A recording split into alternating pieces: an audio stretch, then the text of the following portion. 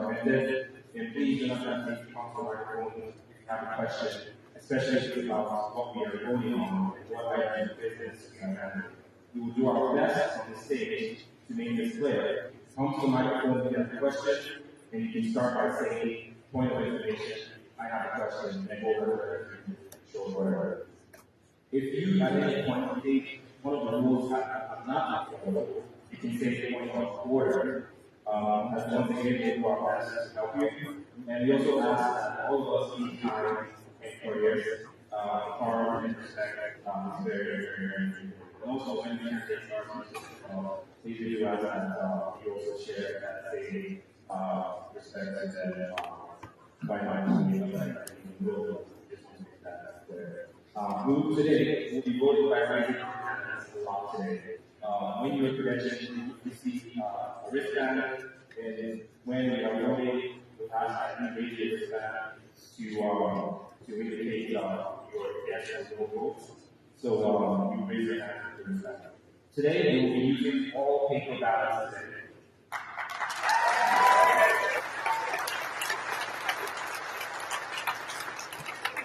And you are going to use ballots not really check, but when you check it at the back over there. Please keep track of your envelope. The ballots are color-coded based on the race. So based on the district that you're part of, they are color-coded, and specifically ballots will be those races that are specific to you as well. We have some time limits here. Using the rules of the agenda, or by the delegates are limited to 2 minutes. Already in our bylaws, it states that most motions are limited to 10 minutes. As delegates, you can choose to extend the time by 2/3 the choice of you. These time limits are meant to keep the convention moving along, and you're going to respect your time. So you're welcome to have food and drinks, and you have at the conclusion of the convention. At the conclusion of the convention, and you just help clean stuff up and figure it out. Okay, so to begin, Jim Harris, we want to start us off with next slide. We're going to start with credentials report. Jim Harris is if we have our convention chair, please get Jim Harris to the social initial credentials report.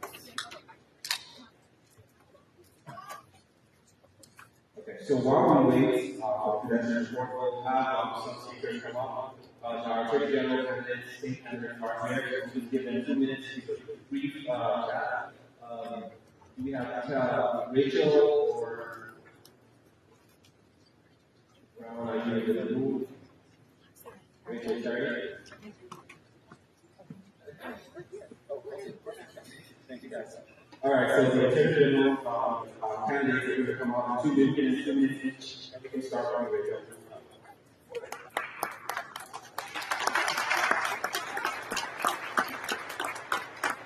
Hi, I'm Rachel Sherry. I'm the Attorney General.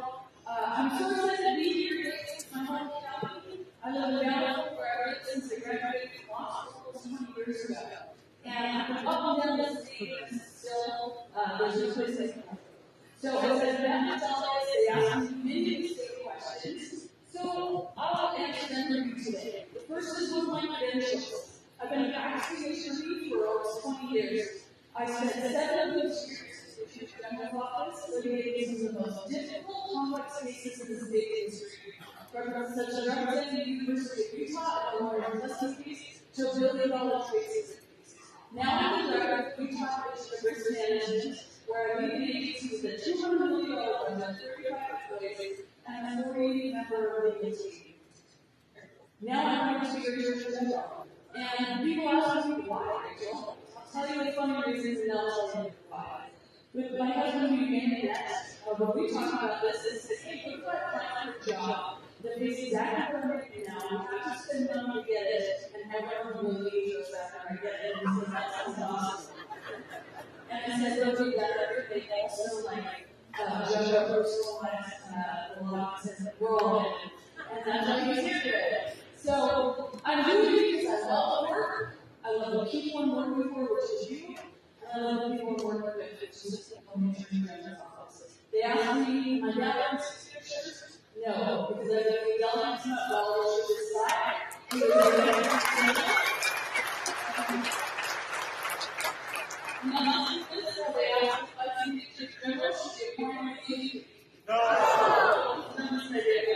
and finally, they say, what is it that you is fighting for government in education, in energy, in public lands? And I am endorsed by many people across the state and the Texas Democratic Council. I love this work. I will fight for you every single day. And when I fight, here's how it is. Thank you for letting me be here today. Let's go!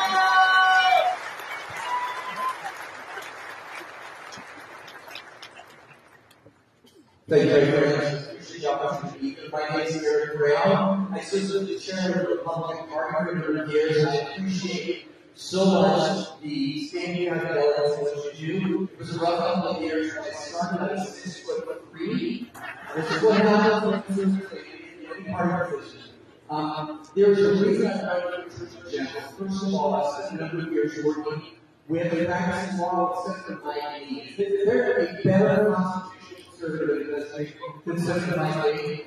We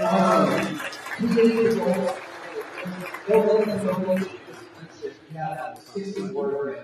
Let me tell you why it is that Senator endorses me in this race. Because we have a problem as a country.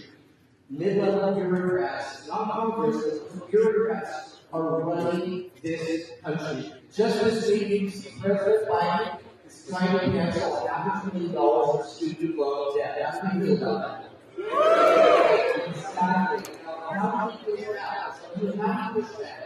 Attorney General being led by Attorney General in Missouri this week filed a lawsuit, joined with other AGs against President Biden and Secretary of Education. This is how we push back. My friends, even 3 weeks ago, the EPA issued regs on the anti-pollution amendments, which basically they're saying to all the auto manufacturers, you need to convert to hybrid and electric. How do you feel about EPA telling car manufacturers to do that? Exactly. If little bureaucrats are running the country, we need to step up as a state. We just mentioned this thought a number of years ago. The Supreme Court said, and I quote, states are separate and independent sovereigns. Sometimes they need to act like it. And can be the Attorney General, Mike supports me, and the reason why is we need an Attorney General who knows that Utah is a separate and independent sovereign, and we need to act like it. Thank you.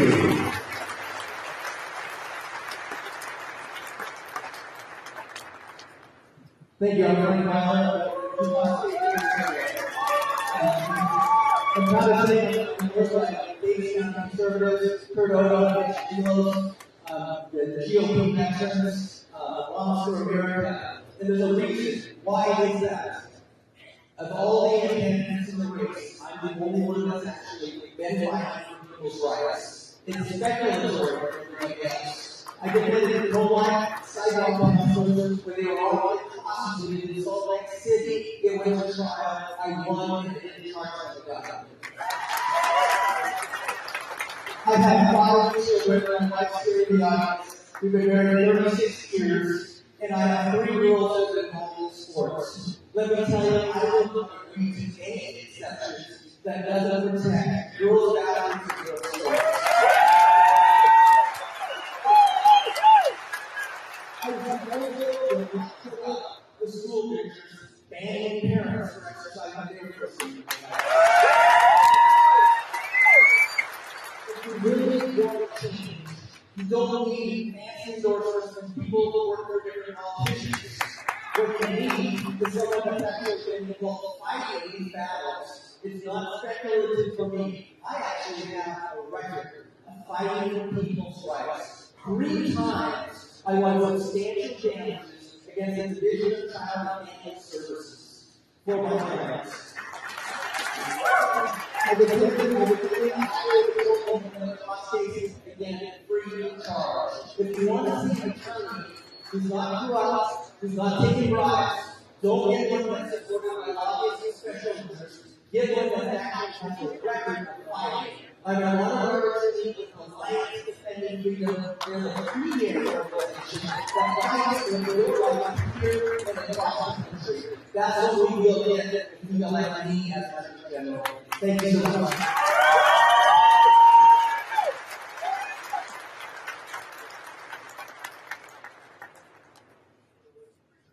Thank you so much. So we'll move on to our next business, credential report. So the chair of the acting hires the chair of the legislative committee to give the credential report. So first off, thank you all for attending, and also thank you to the new volunteers to make this possible. I do this.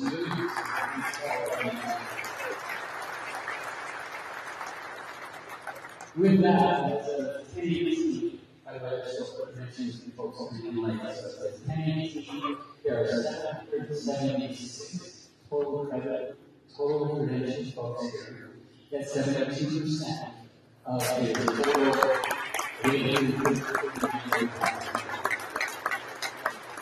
92%. That's amazing. Thank you all for being here. That is exceptional. And the still credentials, we'll get a final credential report based on this report. So just by the order of business, I think it's not necessary a motion to come from the committee. So we'll move to adopt the credential report for based so the second is not necessary because it comes from the committee. So if we move to adopt the credential report. Now we'll just ask, is there any discussion on the credential report? We have about 10 minutes. Any discussion? Okay, carrying on, we will move to votes. The credential report requires a jury vote to adopt. So those in favor of adopting the credential report, please raise your credentials.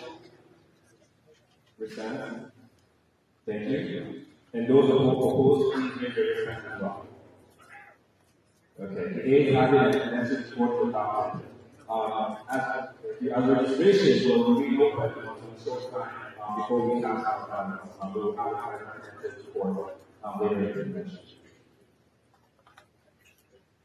Next up, we are going to talk about the rules. So I recognize the chair of the Rules Committee, Diana, to please come up and present the proposal.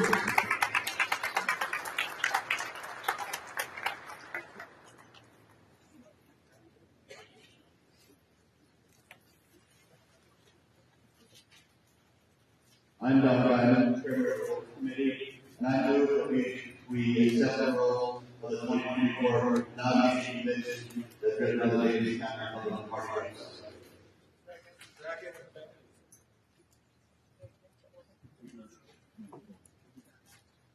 Okay, well, actually, it's second not necessary as well as the committee. So it's moved to adopt the rules of convention. There are 9 minutes to open up any conversation discussion for the rules. Okay, and I just need to state that the rules come directly from the bylaws. Only the dates and activity time, prices, and venue specific rules are unique to this convention. The rules would be actually let's move to the rule. Okay, so those in favor of adopting the rules, please raise your hand. If you're opposed, please raise your respect as well. Okay, there being two-thirds majority, the rules are adopted. Okay, thank you all. So we will move on to we want to first of all have a prayer given as we about to start on our business here. I'm going to call on some Michael to give us some of our prayers.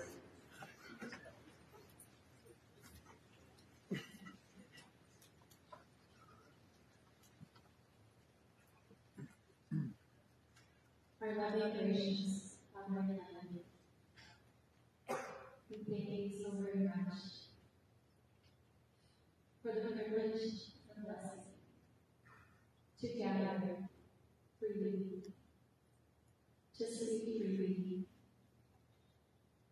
and to cast our balance today. We thank you so very much for the sacrifice of our brothers, for all of those who gave us what we have, our freedom. We recognize this gift. We thank you so very much for the candidates and their families, all of them who have knelt in prayer, have done their very best. And we pray that they will know that we are grateful that they have tried. We're thankful for the leadership, for their time, their families, and their sacrifice. We thank you that we can be here to vote, and we pray with gratitude for all of the men and women who are serving in our armed forces, who are fighting each day to protect, watch over our borders, and protect our rights and our rights to be here. This is a very critical time in our country, and we pray for all those who are right now serving in leadership positions, that the Holy Spirit will touch their hearts and they will kneel in prayer, seeking thy help and thy protection. And we ask for a spirit of peace to be in this room, a spirit of goodwill, and a spirit of gratitude. We thank you so very much for our Savior, Jesus Christ, who is the author of liberty and who loves us. We pray that we will feel thy spirit. And thank you so very much that we would hear. And we have our rights, we have our voices, we have a constitution. In the name of Jesus Christ. Okay, now I bring the last item of the and you may think all you want to bring down.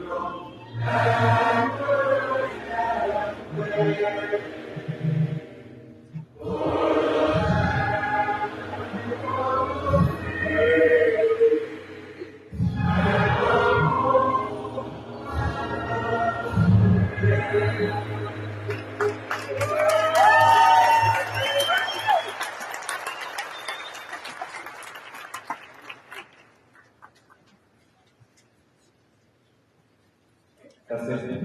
Okay. And our vice chair is our pleasure to be this in front of you.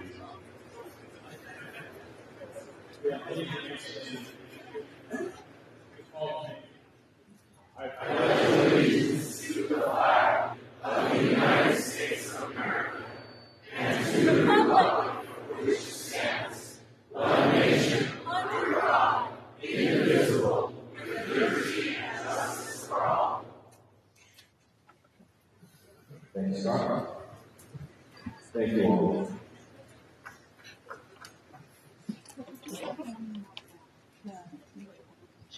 So we're going to move right now to adopt the agenda. So the proposed agenda was given to you in advance. We also sent an updated agenda in the page out to you. And also it's on your packet as well to adopt on the screen. We also want to show that there is an additional breakout at the end of the proceedings today. And this is also going to select our state candidates. Additionally, we'll be ratifying state delegates as well. So is there a motion to move the adoption? Is there a motion to move to adopt the agenda? And please come to the line, state your name and your place.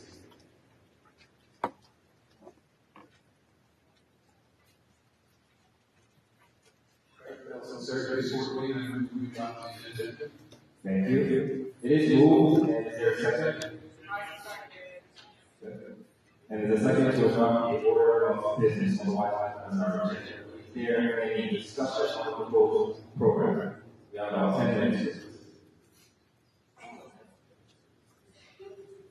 Can you flash the slide up of the agenda so we can review that? Okay, please, can you move it to the list of the agenda?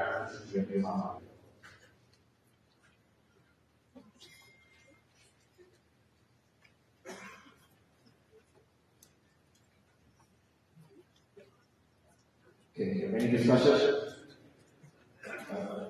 All right, so it is moved, and this is required for vote. This is required majority votes. So those in favor of adopting the agenda, please raise your hand.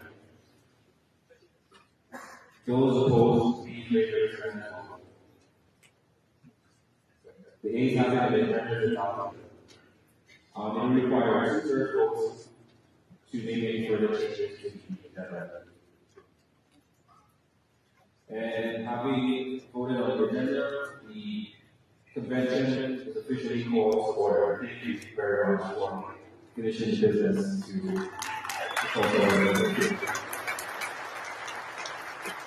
Next slide, please. So we're going to do something. The first order of business here, we have to ratify state delegates. So our vice chair recognizes our president of our church to move on with business. Thank you. So according to our bylaws, instructed county delegates ratify the state delegates elected in the precinct caucus on March 5th. And the county party officers who, according to the county constitution, receive the state delegate position. So this is in our bylaws.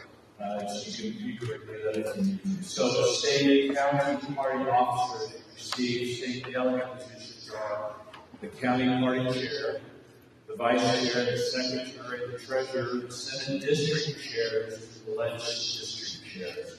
So I need someone to make a motion to recognize these folks as state delegates. So I'll need somebody to come to the mic and make that motion. I move. Name and Name and position. I move to recognize that indicated individuals will be recognized as state delegates. And yeah, that's good. That's good. I need a second.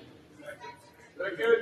Good. This move is second that we ratify the Davis County state delegates. Just as a note here, can I have all the state delegates please stand so we can get an indication here? That'd be great. Thank you. Is there any discussion on this motion? Thank you, Lisa. Thank you. Appreciate it. Is there any discussion on the motion to ratify the state delegates?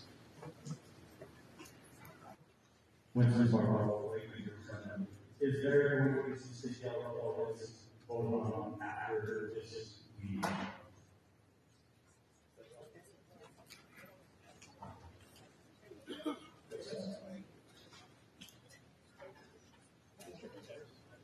The answer to the question is yes. So what are we going to Yes. Okay. Yes. Thank you for the question. Are there any other questions? Okay. Hearing none additional, this motion to ratify requires a majority vote. So Those in favor of ratifying the Davis County State Delegates, please raise your hand. Thank you. Any opposed? Okay. That's a majority. So there being a majority in the affirmative, the state delegates are ratified. Thank you.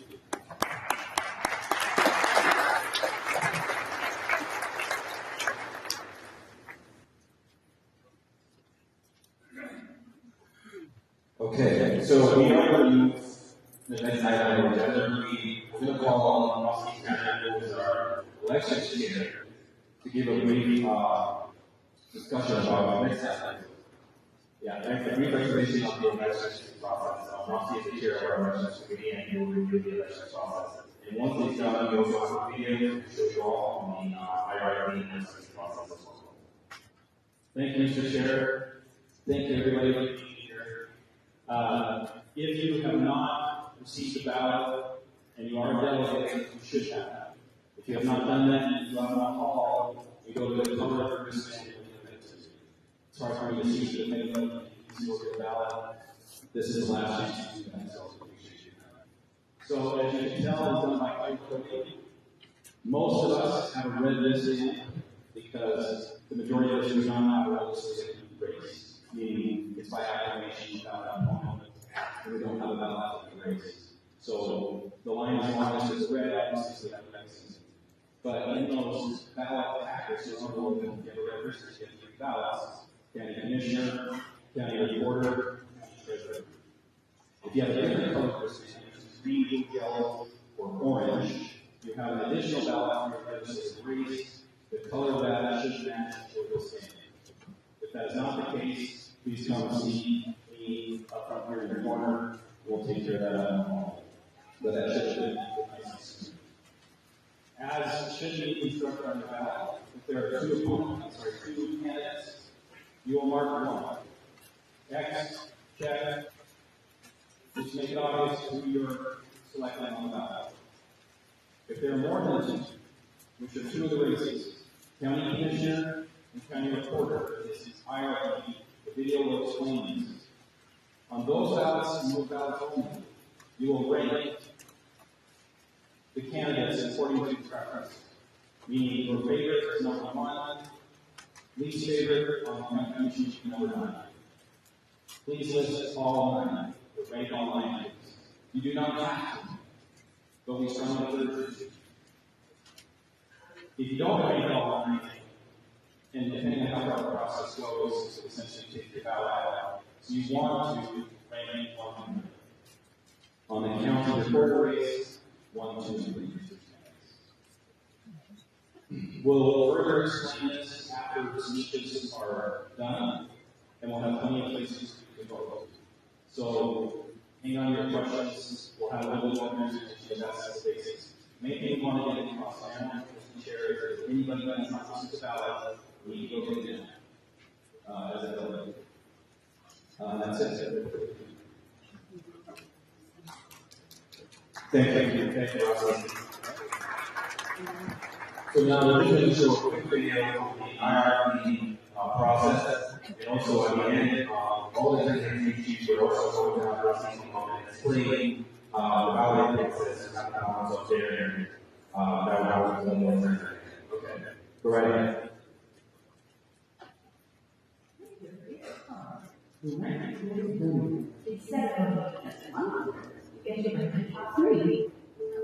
Well, purple is the best. If I can't have purple, I want blue. And if you're those, I guess I know. Now, let's count up everybody. Under ranked choice voting rules, it's not enough just to get the most votes. You need a majority. More than 50% of the votes. Purple's ahead, but perhaps only 7 votes. It needs at least 11. So we eliminate the color in last place. Sorry, Division, we're going to your second choice. 2 more for green, 1 for purple. but no color has 11 votes. Still no majority. Bye-bye. Blue. 1 more, 4 for green. and we have a winner. Ranked choice voting.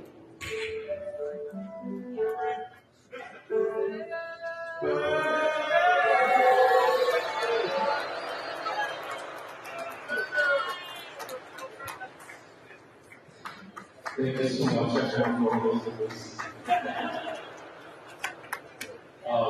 So as you all know, our is for I think there are say 2 quizzes that we require that for, but it's just going to be your balance. At this point, next slide. Point of order. Name and business. Mr. Brown, I see the classification, and if we only choose it as 9 candidates, only choose 1 or 2, are you going to know how or voting counted for 1 and 2? Sure, that's how it works. Right? So you select your first choice or your second choice. So if your first person win, then they go to the second. If there's still third or fourth, then yeah.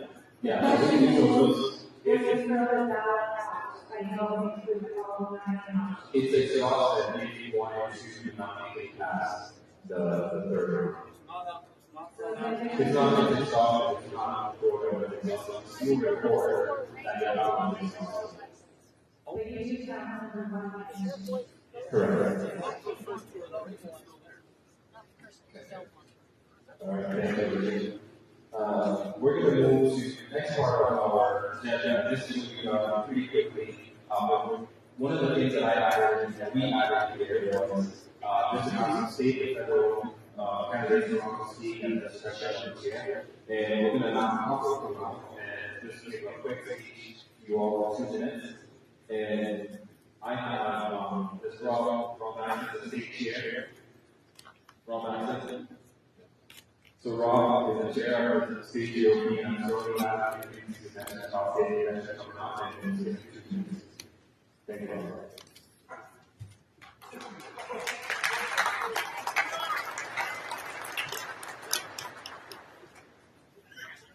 Hey, first off, what a fantastic site. I really full of good Republicans to give your time to make sure that our kids' future is not squandered by nonsense. So I just want to give you a big shout out to all of you that are taking all your Saturday here to let these candidates be involved in the process. It means a lot. I know when we first got in here, this group's initial state delegate races a little bit later. That's fantastic. I saw another state delegates stand up. Thank you for your service. State delegates will meet down in Salt Lake and Salt Dallas on April 27th, 2 Saturdays. A couple of quick things that I just want to point out from the perspective of the state party is we are laser focused on a couple of things. First off, Salt Lake County is next. That's where I live. It's too many evidence. So we can focus on the west side of Salt Lake County, which is our seat. Let them Democrats and Republicans. There's a number of Republican seats that we want to make sure Republicans we have in the legislature and the county council win their races. So we will be laser focused on making sure to push back. There's also a Democrat that builds us a legislative seat up in August. We are focused on that seat as well. The other thing that we're focused on, we look around Utah, what do we have? To the north, we still have some Republican states. But in my life, New Mexico, Arizona, Colorado, that have all gone from Republican to Democrat. So we are surrounded by seats. Utah is next. So we have to do everything that we can to make sure that that never happens and that we become the springboard to these other 3 states. I'm committed to doing that. We will need bus loads of volunteers, college students, young Republicans, and any who have the time to Arizona and to Nevada to make sure that we're winning 2 Senate seats down in those areas, and also helping Donald Trump when the president again as Joe Biden.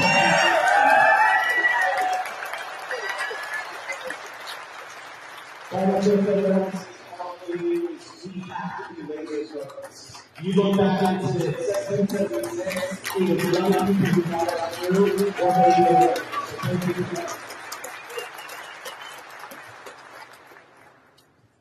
Thank you, Rob, and for the support that you're giving to the counterparty. Just quickly, we have a couple of candidates here. I would like to recognize the state candidate for all your please come on down up here. Give you the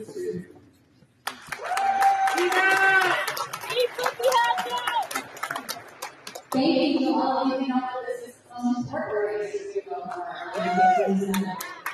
Let me tell you why. We're your oversight over government.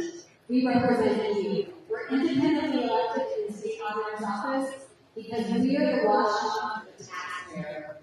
We are over all of the government agencies in the state. That's state government, county government, city government, right down to school districts, universities, and even sensory districts. That's 1,800 agencies in the state with 45 people. We're a lean, fire machine. I've been in the office for just under 2 years, so I know what we do. I know why we do it, and more importantly, I know why it's important.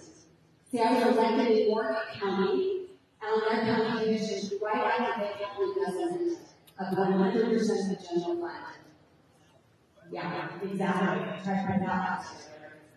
And I was fortunate that I had the state auditor come like that, as we implemented changes that had to happen.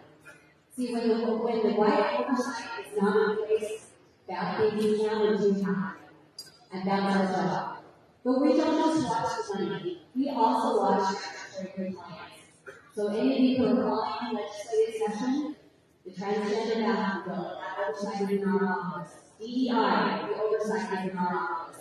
It is essentially important that you get someone in office who has the backbone to actually follow through on those legislative requirements. So let's get my team and write to state auditor. If you're not a state delegate, then contact a state delegate and encourage them to support me on April 27th. Thank you.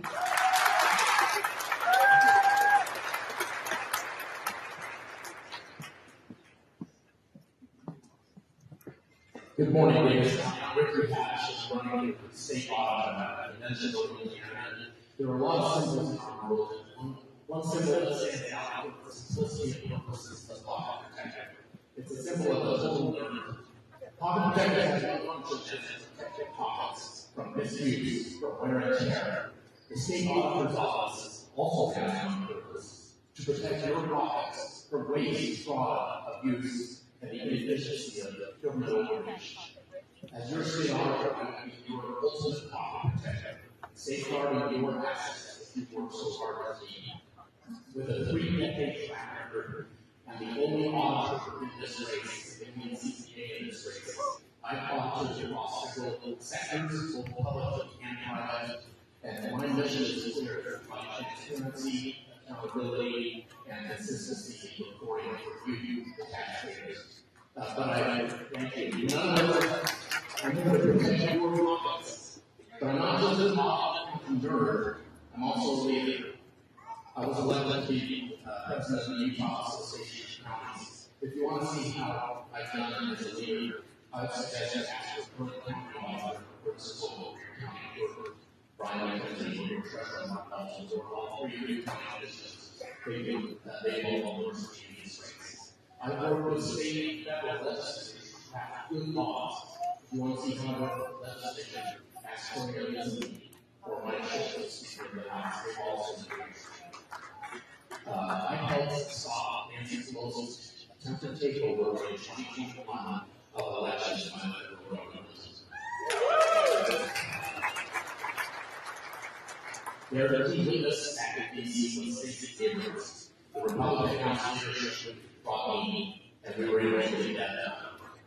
Now, I ask that you join me for government to serve the people affected, for the people to protect your pockets. Thank you. Thank you so much. Thank you. Just real quick, county commission candidates, please come out back. We need you in the background so you can get the opportunity. So while we're waiting for the county commissioners to make it out back, we're just going to call on. We have Carson Ferguson who for governor's role. Carson, you can back. Okay, come on down. Carson! How y'all doing this morning? Come on now, how y'all doing this morning? My name is Carson Ferguson. Some of you may know me as chairman of the Utah Republican Party. This is a culture there. And now I'm running for governor. The reason why I'm running for governor is I'm worried about the direction of our state and the quality of our leadership. We know what works. We look at other states. Red works better than blue. Conservative works better than blue. Republican works better than Democrat. So why do we elect these Republicans who feel the need to walk around the center of the road trying to please everybody when we know that?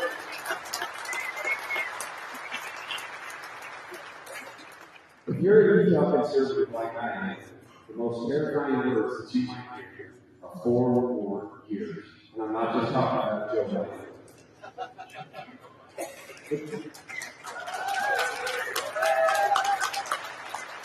With that being said, the past 2 years our state has done what spending. The past 2 years we've added $8 billion to it. And gone from taking $4 billion a year from the federal government to $9.5 billion. We have infrastructure that needs work. Anybody read down there with Sicily? We have dams that are leaking in central Utah. But yet we can find $1 billion for a baseball stadium. We can dig up $1 billion for a hockey team if we want. We're funding things that we want, not what we need. And that's what we need to stop. With that, if you want to turn this state blue faster, you let the governor appoint a statewide officer. That's been pushing the top down. In the press conference recently, he said he should appoint the state school board director. They want to appoint the state treasurer and the state auditor. If you want to lose your freedoms, that's a quick solution, and we will not let that happen.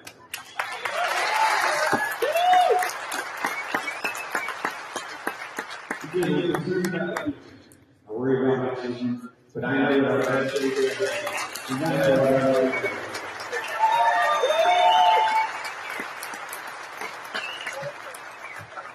All right, we are ready for our first batch of votes at the county level. Let's move the slide now to the county commissioner race.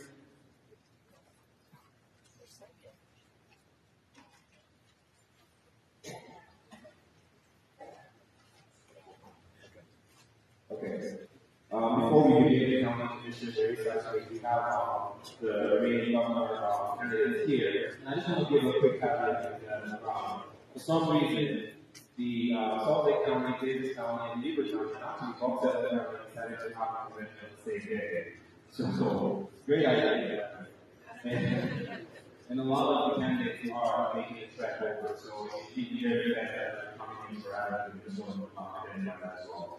So we just want to talk about the next. Okay, Scott Robbins is here. Please come on down 2 minutes.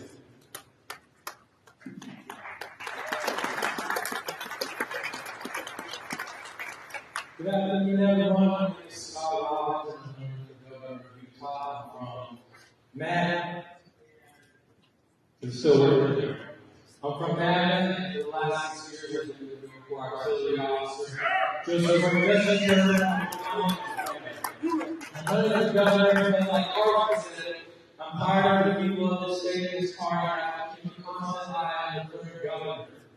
Whether it's trying to do girls' sports by allowing transgender boys to play in them, or whether it's sharing his homework with your children, or whether it's giving $2.5 million to Weber State so that they can graduate foreigners without having to learn English. I'm running for 3 reasons. One, nation-rich immigration. Immigration should never focus on what we can do for the rest of the world. It should always be focused on what immigrants can do for us. And if they don't benefit us, then they don't come here. America has how I do with President Trump to end illegal immigration and stay in the law. If we can go out there with the nonprofits to operate in the state that have funded the invasion to the border. Number 2, nation-rich education.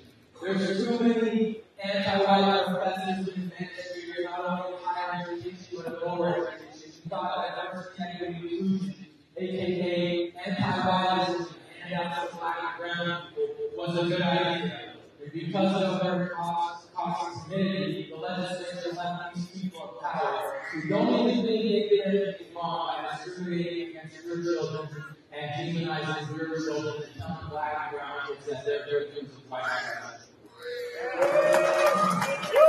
Not only that, we have you have the Christian Association who think it's okay to put child sex books in your school next to your children.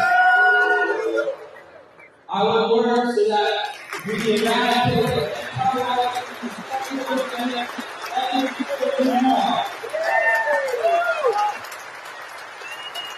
Thank you. Third is the British Army.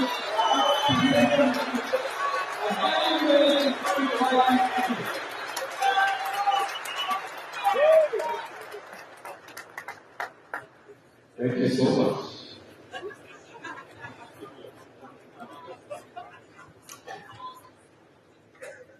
My name is Sylvia Yes. I'm one of the governors of the great state of Utah. I'm 8th generation Utah. My roots run in Utah. And that's because of my Native American heritage. My roots run almost 2,000 years in this country. If we are not careful, what happened to my people in taking over this country so they have to ask for the little immigration.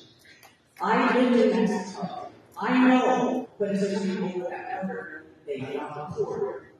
I've lived in the jungles of Mexico and seen war. What is coming across our border is orchestrated, well funded, well organized.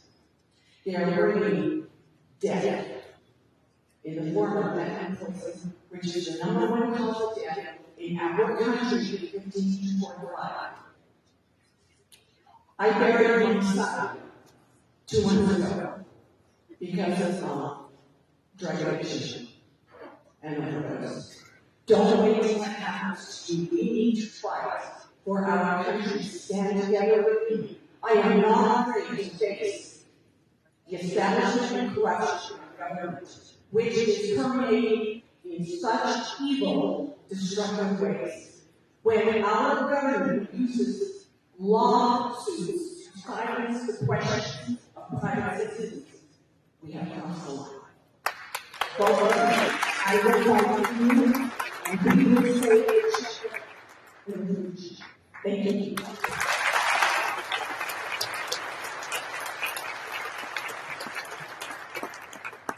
Okay, thank you so much. I'm going to move to our commissioner race. Please move those slides down to the county commissioners. Okay, so we're going to start the races. As you all know, 3 minutes is a lot of work for our county candidates.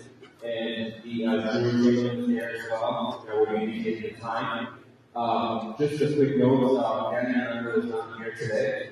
So we'll move to our next speaker. And the draw for all the speaking order was done earlier 2 weeks ago. So that is the order that we're in. Our first commissioner race is first speaker, Timothy Roper. Please come on down if you're ready. Timothy.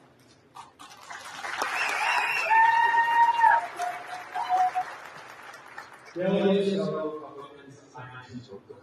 Over 20 years ago, I became a delegate and I became my first rank in the high school. And it's something I've always been passionate about serving in the community. I draw on my experience being here on the system for over 7 years, where that took me to serve on the fire district, where I had some great experience working with the county, and working with the sheriff, as well as being able to build a brand new fire station here.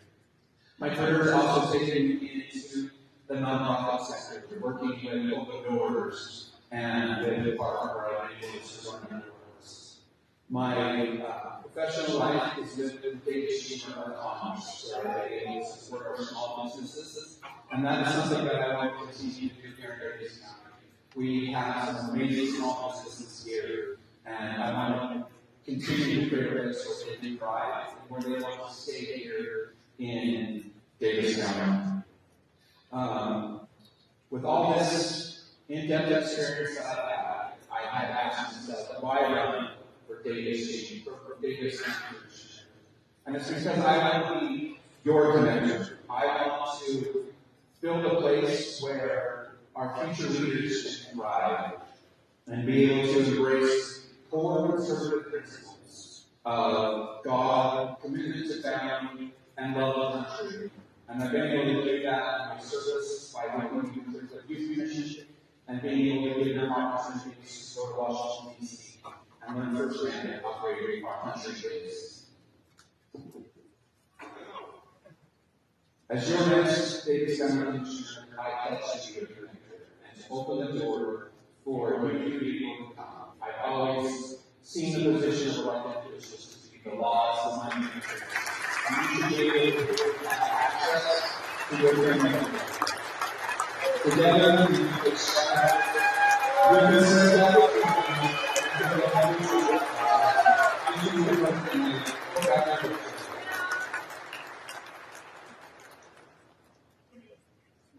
Thank you. Next up is John Ross. John.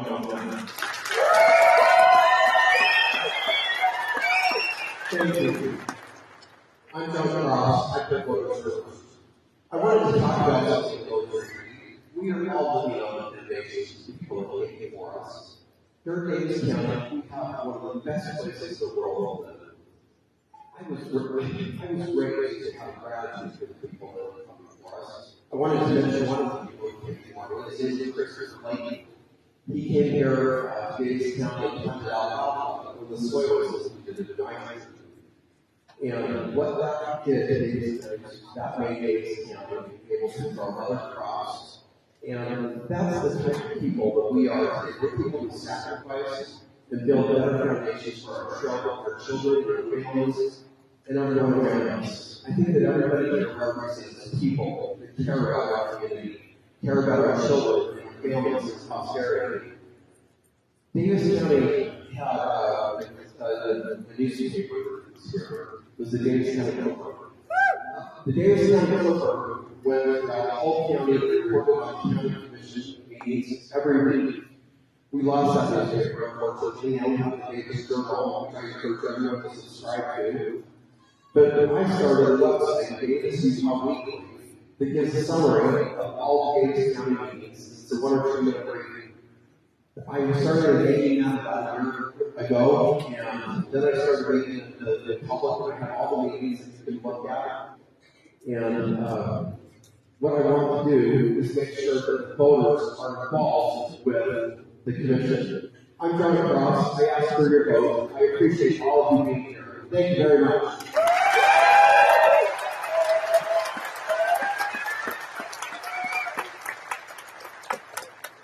Next up. Thank you.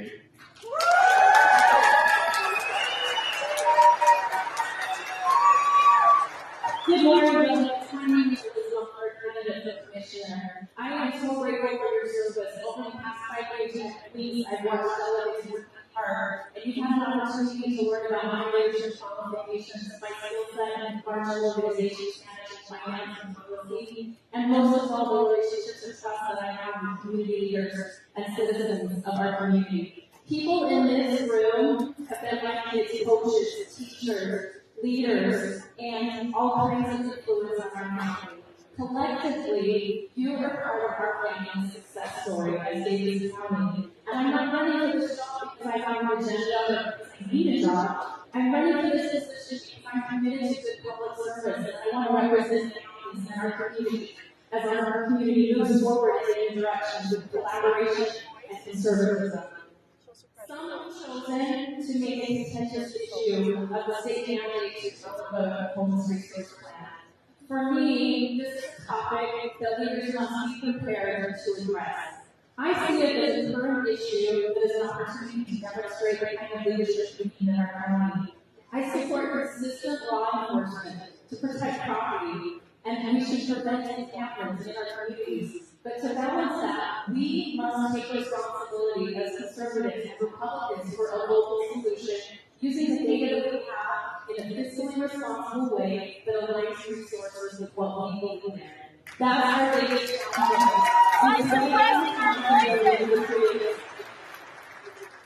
Our core challenge moving forward in the next decade is preserving that local control and making sure we protect our economic strength as our county changes the demographics and the aging population. Whether I'm working to create economic solutions like the Davis Capital Center, or if I'm working with leaders to color first names, I'm ready to represent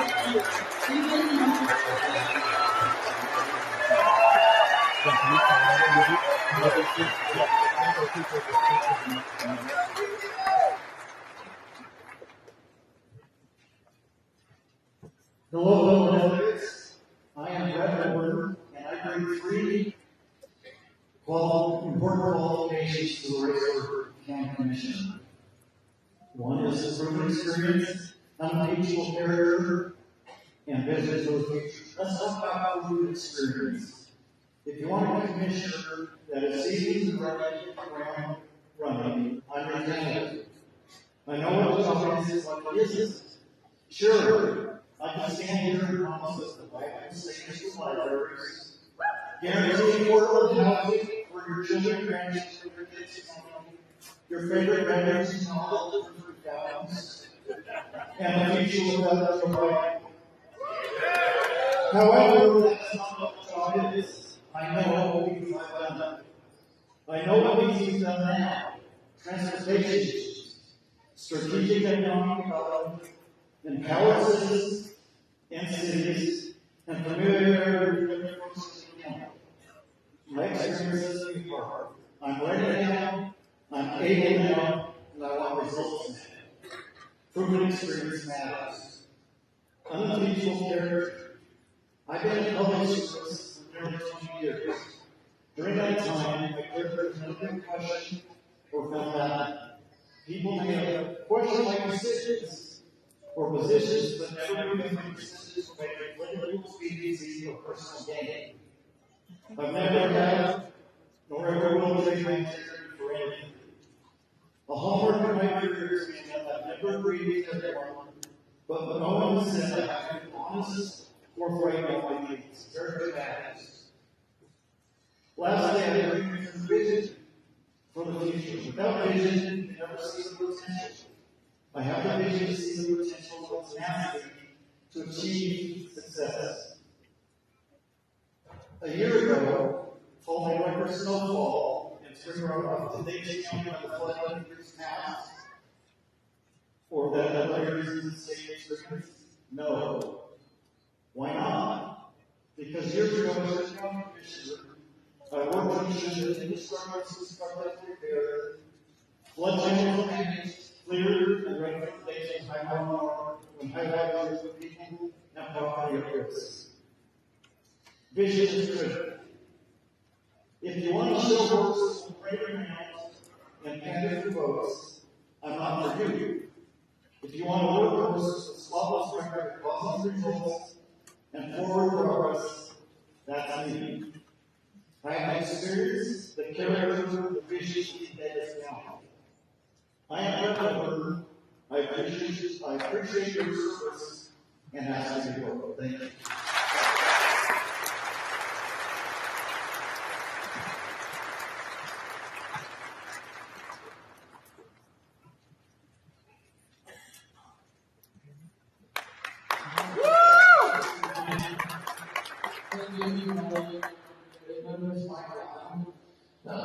I have a long career as a firefighter, building official in the city, very wonderful career. And now I'm a master of my city and on the steel bearing board. I want to bring that up because I want you to know that I've actually been a budget, like a budget.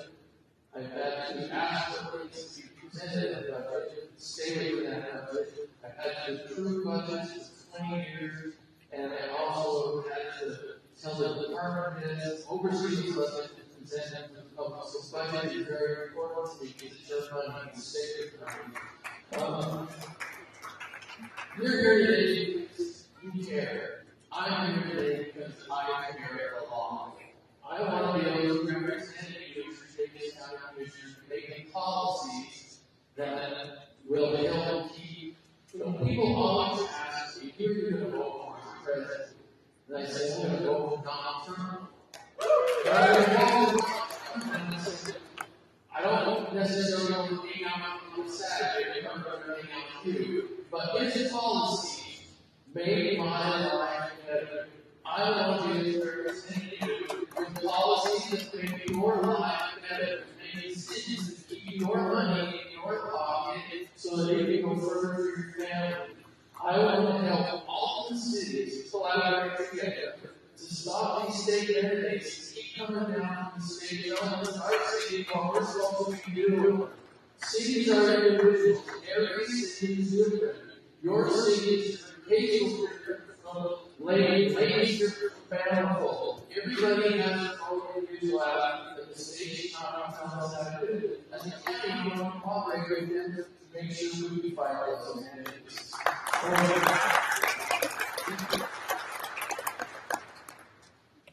You know, there's a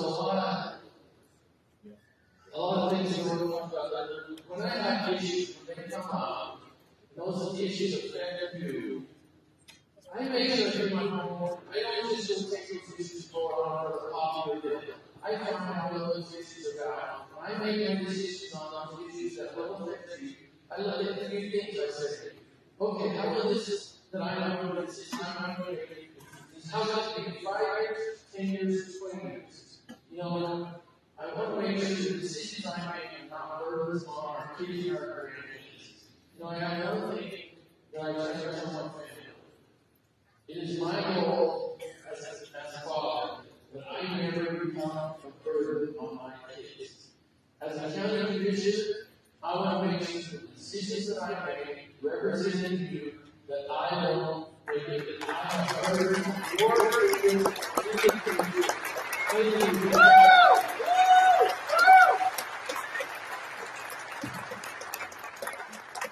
Thank you.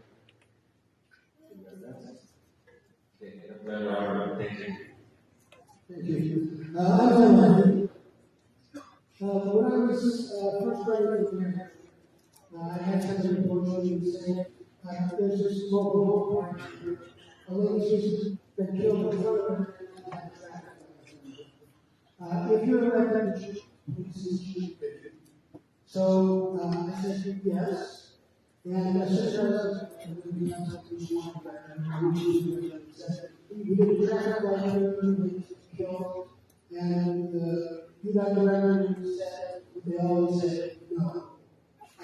That didn't dissuade me because I'm a special person.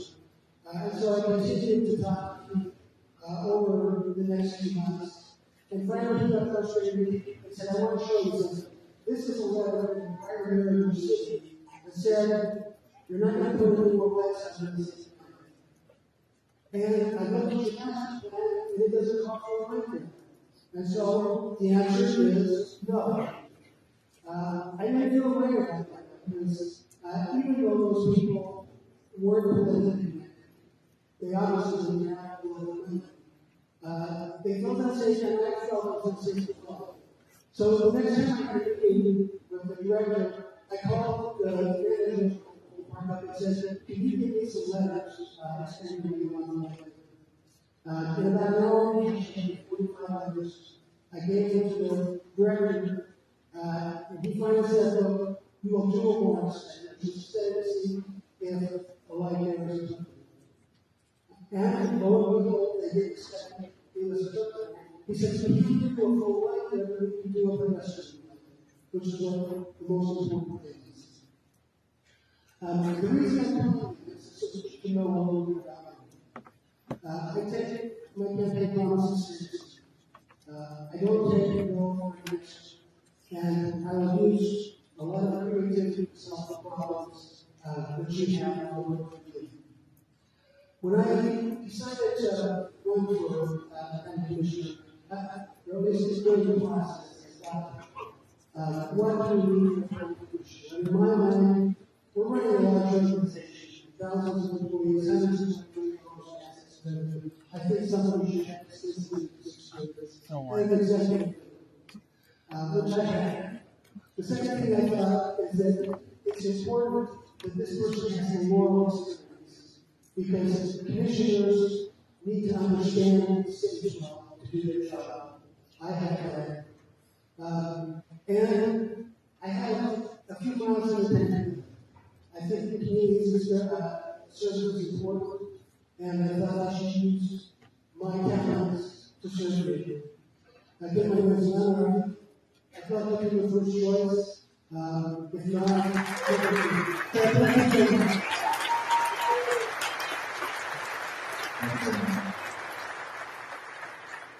Next up, Amanda versus.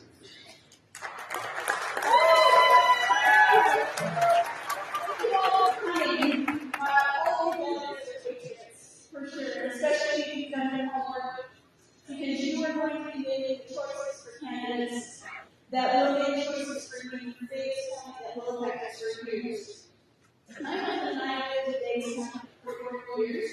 We've raised our 9 children here. We've been small business owners for most of that time. I've watched the community grow and change over the years. Some of those changes have been good, and some not so good. I have never run for political office, but while politics is new to me, life is not.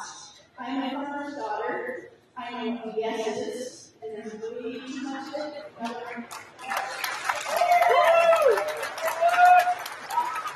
I decided to run for Davis County Commissioner. I'm fed up.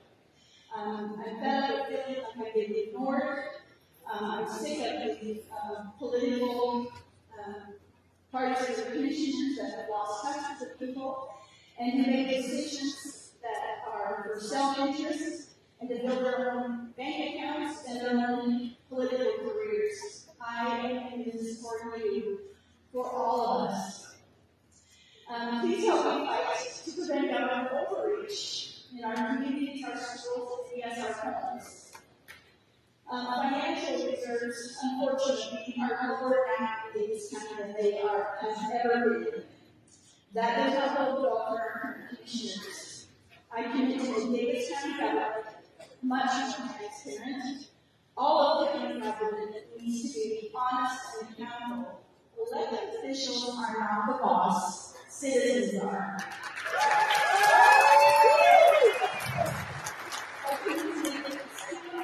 Much more I remember the conservative, sorry. Too many liberals and left-wing individuals that infiltrated this party in our government. What we must not let happen. What happened during COVID ever happen again.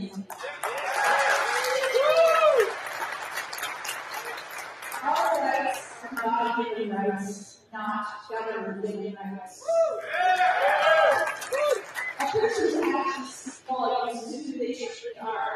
I don't pretend to be someone I'm not. I have worked to always make decisions that will benefit you. Tyranny and over-control have no place in our government leadership. I am a leader and I humbly ask for your vote for Davis County Commissioner. Please put me as your number 1. If you don't put me as your number 1, put me as your number 2.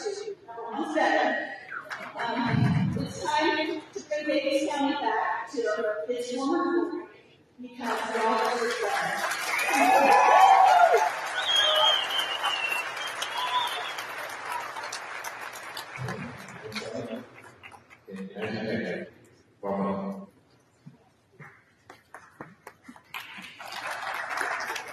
Hello, everyone.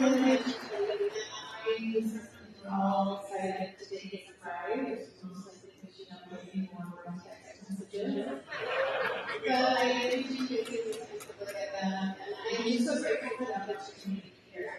My experience on city council has given me so much understanding of government works, government budgeting, how to collaborate with others.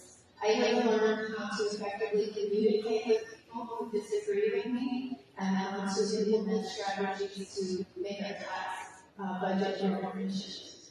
But honestly, the thing that I'm most passionate about is representing our individuals. I feel like that is the most important quality that any candidate can have. We need to make sure we understand who we're actually representing and hold ourselves accountable. And I will do my best to ensure that I can look you all in the eyes and let them know they're conscious that I have made the best decisions on my behalf. Now, it's been a long morning, and I don't know about you guys, but I am here to cast some votes. So, when you do, I really appreciate your support. Thank you.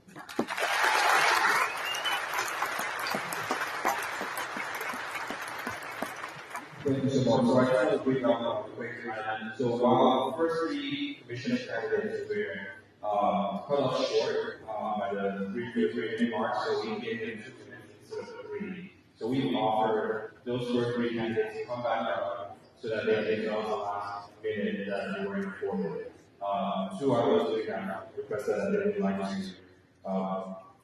do the last minute, so we have John, Ross, and Liz Mumford. So I'm going to introduce John, come on up, and your last 1 minute. Thank you, Yanni. So I just want to say really briefly the qualifications that I bring. So the Utah State Code has this set, thicker than the Bible. I've read that, and I've gone through it. I've talked to the directors of the county. I've gone through and really sunk my heart into everything. So I just wanted to say I have a master's in business administration. That doesn't make me smarter than anybody, but it makes me have the skills able to go through the budgets every weekend. I've gone through, I've reviewed the budget from last year, I've reviewed all their budgets, and I've really put a lot of effort for learning. I gave the county weekly publication account. Please go to that. Davis County, Utah Weekly, and look at all the articles that I've written. We can go through and get a very quick review of what's going on in Davis County. I ask that you put me as the first or second choice, if I'm not the first choice. Thank you, everyone. I really appreciate all your effort. I'm John.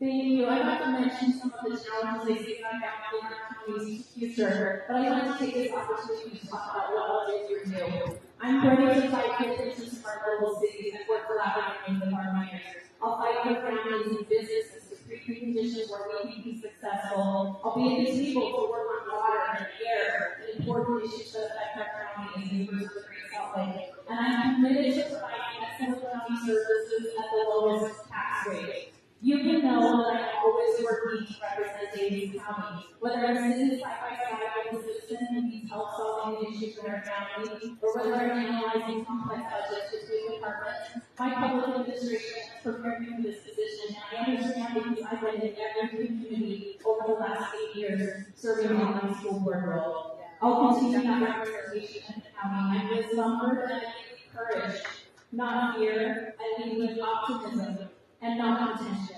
And I lead with solutions and not complaints. I invite you to our state and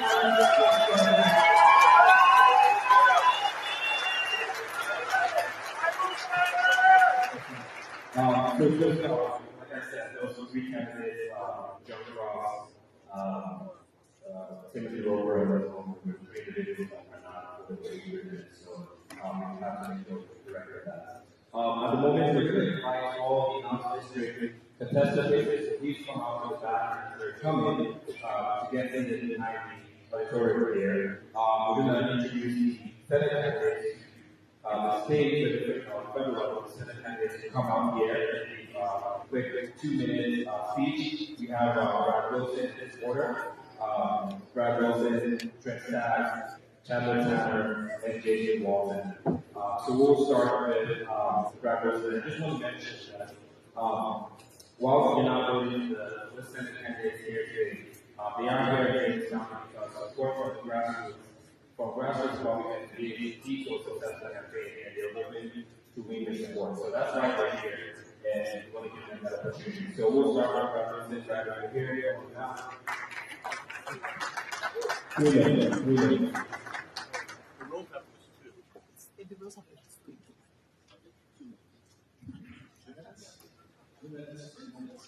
Well, hey everyone, it's great to be here.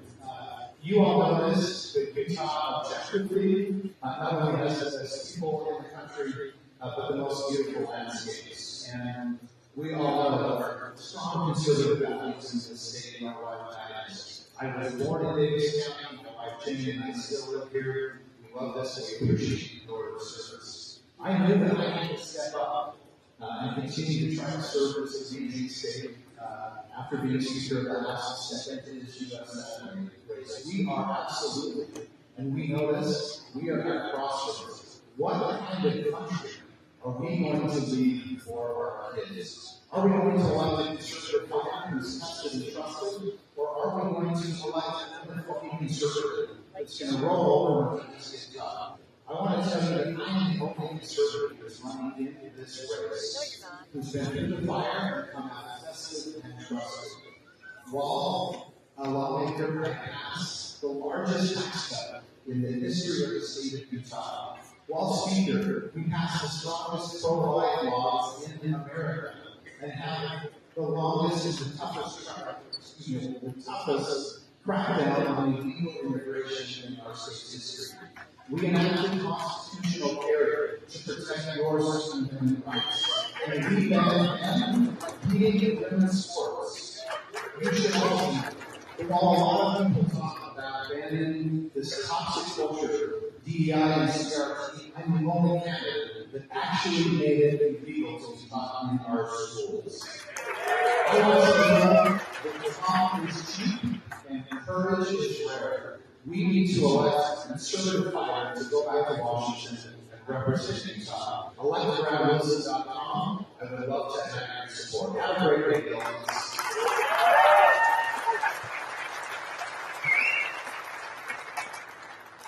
Okay, next up, we have Princeton. Thank you. It's good to have the support of the County Listen, I'm in this race for one reason, is to fight against the establishment. Who's in it with me? It's the establishment that's the problem. That's why we're 34.5% in debt. That's why we have an open border. That's why we have a regulated state that's running up. It's cost $4 trillion in our economy. And it's why, unfortunately, we've had even our own federal agencies weaponize the system. This is not going to stop. And it's only going to stop if we put somebody in who's demonstrated the ability to stand up.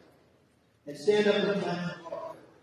And that's what Congressman Matt Gates, that's what Senator Tommy Comerford, that's what Kerry Lane, all those that have unfortunately said is, look, Trent has demonstrated the ability to stand up and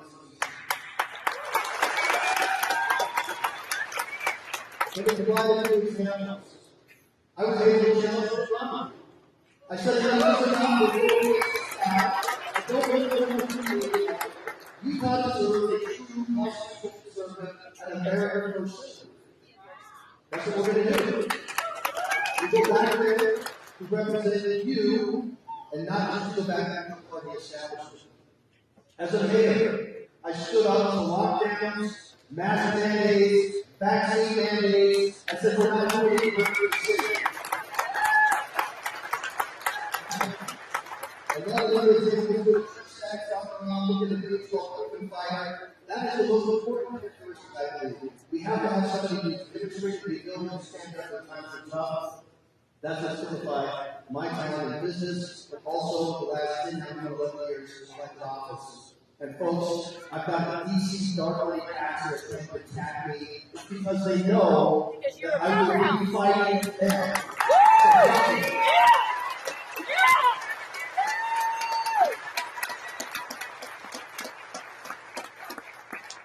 Okay, next up we have Agenda 10. Agenda.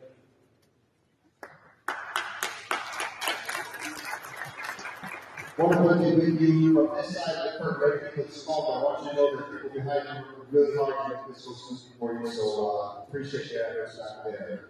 Also, want to say thank you to my kids. They done the YouTube got all games on Sundays, they had a free Sunday, campaign trail, kind of going, it's wonderful to have them with me. Thanks, guys, for being with me. I grew up in Utah, went to BYU, running for Senate because the American dream is work for me, but it's other correct. From BYU, I graduated like Boston with Harvard Law degree. Also went to Washington University in England and studied history. I practiced in New York for a couple of years, in New York, I practiced law in New York City for a couple of years. Then came back to Utah and started a company almost 10 years ago. That company focuses on childhood literacy, supports teachers and parents who want to raise kids who know how to read well. That's one of the most crucial things we can teach our kids to do. It's been really good for me. It's not me, my wife. We got that whole time where I grew up here in Utah, raising our kids with good small town values. Those values are our exact numbers for that.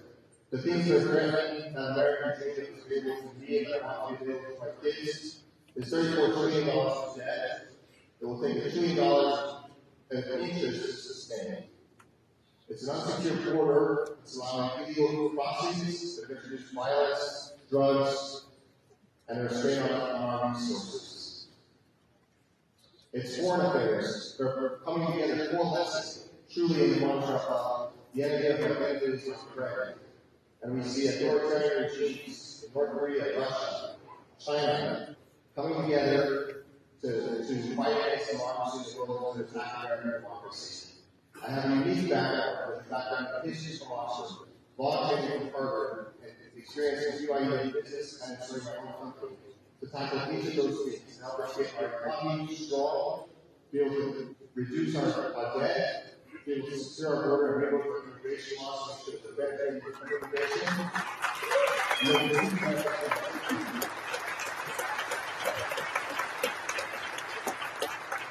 Okay, next up we have Charles Burger.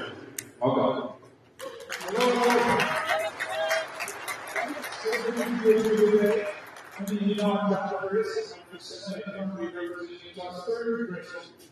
Which means last night I came home to Washington, D.C.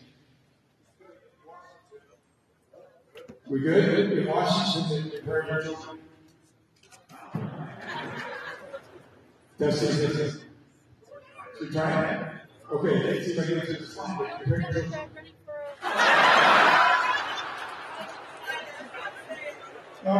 Go back in through his eyes. Yeah, go ahead.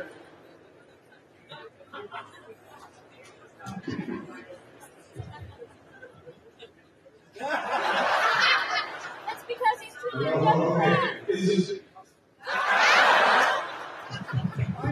That's it. Okay, I'm done Curtis. I come to the back plan. All right, in Washington, D.C., Harry, Joe Biden, and Jimmy Carter. Word on the street is Jimmy Carter doesn't like it. I got it out. Okay, listen, I got 2 things to tell you about me. Let me go quickly. You know, I was a small business. We were able to build street businesses and design those to develop the world. And no one's the government on my back. With taxation, over-regulation, trying to make it grow. I was provost mayor, and as provost mayor, I'm proud to say that I actually reduced taxes. Taxes were lower, property taxes were less than we were putting in. And for the last 3 years, it's been the congressional district. If you want to have any idea how I'll do this, please look at my record in the 3rd congressional district. I have a 91% conservative voting record for Heritage Act, the most conservative voting record in CPAC in the House Association. I passed 19 bills into law. I was the 9th most effective legislator in Washington, D.C. And because that doesn't mean much to you, let me say about what I was doing, because I'm very proud of it. When I was first elected, Emory County didn't want to be the next mayor of Citizens. And they came to me and they said, how can we not be the next mayor of Citizens? They said, the only way you can do that is to pass congressional legislation mandating how this is going to be. And I don't have enough time, but we'll take it and pass that bill today. Every county doesn't have to worry about being the next mayor of Citizens. There's one federal land to state ownership. If you don't know state is to protect raising taxes and regulations. And anybody who's in state, please take a look at that settler. Great to meet you today. I wish someone for the next person.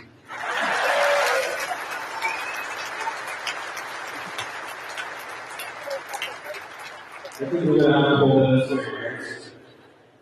Cheers. Okay, so next up we have Jeremy Freebaum. Come on down. Thank you. Thank you, Roger. You want to know a little bit more about me? You can visit my website, jeremyfreebaum.com, or go to the Constitution.com. I'm a little different from the other candidates.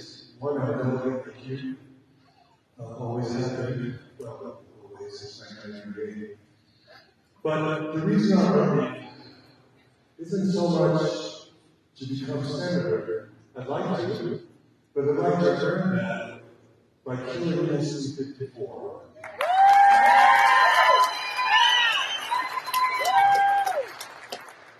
SB 54 was first created to make sure an incumbent would appear on the primary ballot. But it has other complications. The second one is it divides the conservative candidates. And so when you have a two-way race, conservative candidate will get generally with over 50%. There's some security in that. In a three-way race, such as having costs, the least conservative candidate wins. And the other problem is we've got at least 5 people gathering institutions, and it's taking $500 million to do that each. And so it creates a financial barrier, none of which is good. Now, SB 54 has been challenged before when it called for voice, and it sailed up to the Supreme Court at record time. But then the Supreme Court said, "We're sorry, you're just a political activist. You don't have standing with our constitution." No candidate to be chosen at convention has ever used this standing to take it back to the Supreme Court. I'd like to do that if you vote for me to convention, but realizing that's not necessarily likely because I don't take money, there's no donation. Sorry. I got to thank you. I talked about the that will be good.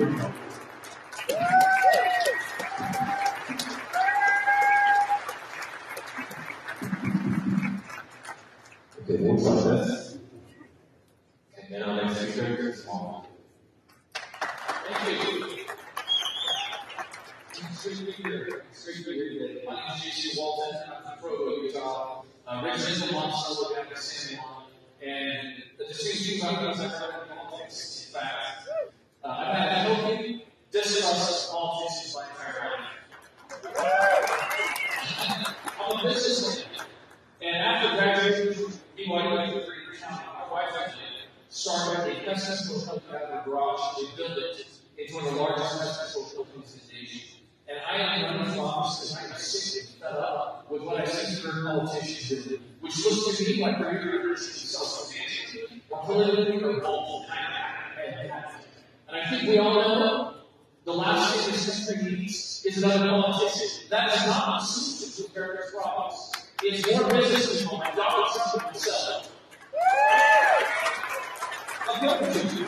Do you think it's right that members of the House and the Senate are allowed to trade stocks and companies in your committee? Of course not.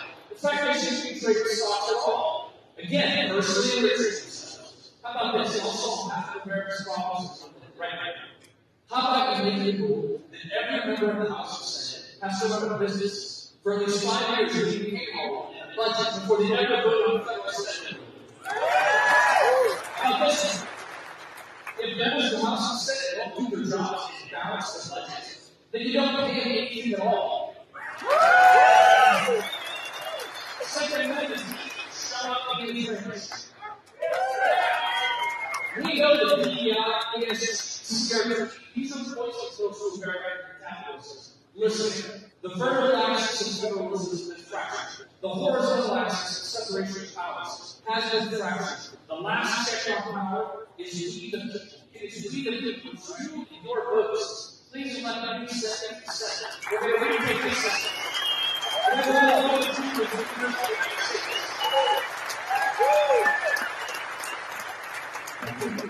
Okay, we have our House District on deck.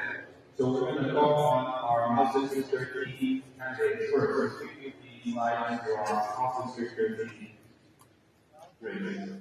Okay, first candidate is Clearfield. Please come on down.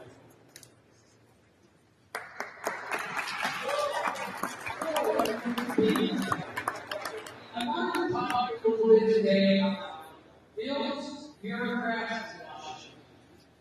I went through a lot of the last accesses of the bills that come out. They remind me of a shell game. On one side, you think you're getting more to control, lines off, although you realize you have got that wrong different. On one hand, you think you're getting stipends and teachers, but as you pull something falls off, then you realize that you just took away the accountability for those teachers. One hand, you think you're getting, you're just given the state the right to confiscate and sell your vehicle. True transparency would indicate that we should be able to ask citizens to see what's going through on the bill, the summary should include what it's taking, and the sources of funding for those bills. Second, bureaucrats. Bureaucrats are unelected, unrecounted people who feel like that they know more about your life than you do. In the past, they stand behind the scenes, but they know that through people and businesses. When COVID came, they became very involved and they made their way to the forefront. But the problem is, even in this state, they got help from legislators, from the executive and the judicial branches. Never again can we allow our civil and religious liberties to be categorized on less work than gas, fast food, and alcohol. Washington is a mess. We all know Washington is a mess. We think it's going to stay there if it passes. It's down to the states. We recognize some of the ways they come at us as a past, ESG. We recognize national asset companies as OSHA and Green. Now they're looking at us in a different fashion with federal programs. They move billions of dollars worth of free money out in front of us, but every one of them has a street, and there's a bar on that street. The legislation can control where some of that money goes. We need to, as a state, say, not here. We need to not accept a lot of that money. The last thing I would like to say is all together. There's a lot of people behind this idea that you don't matter. My opponent walked with many other people when I was spending $9,550 to buy back your right as delegates today. We need to get rid of SG54 once and for all.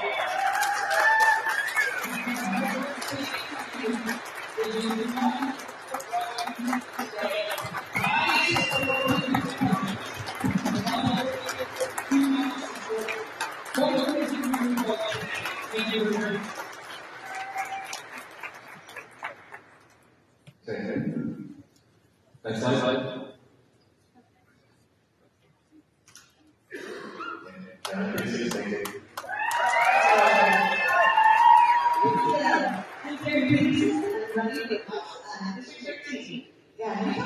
Greatest assets is our families. In Utah, families matter.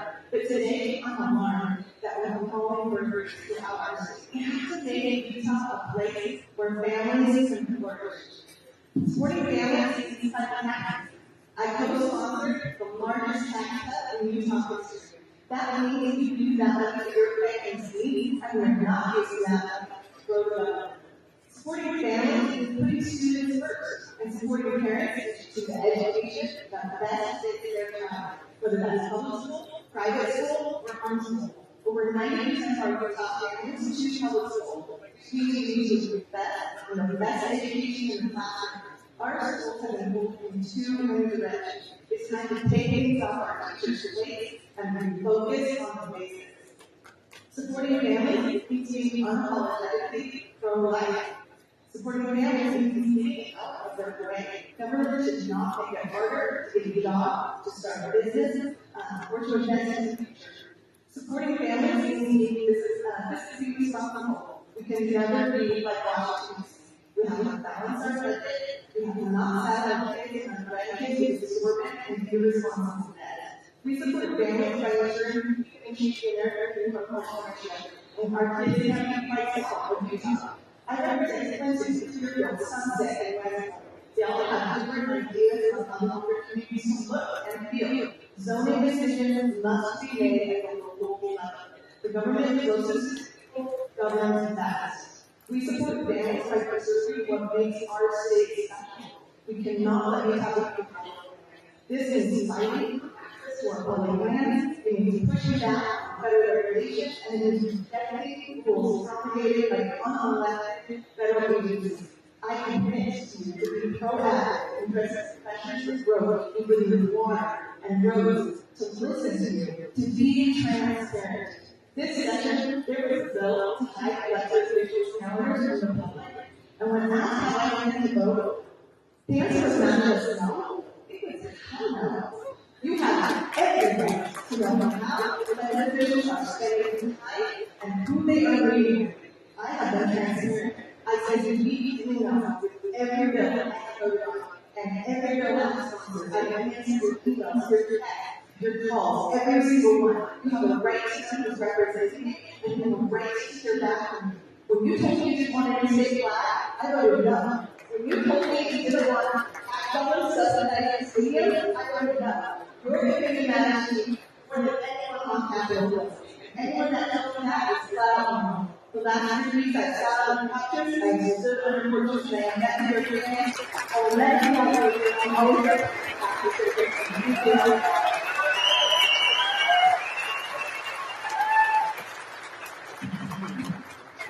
Okay, we're going to move to House District 16. We start off with Trevor Lee.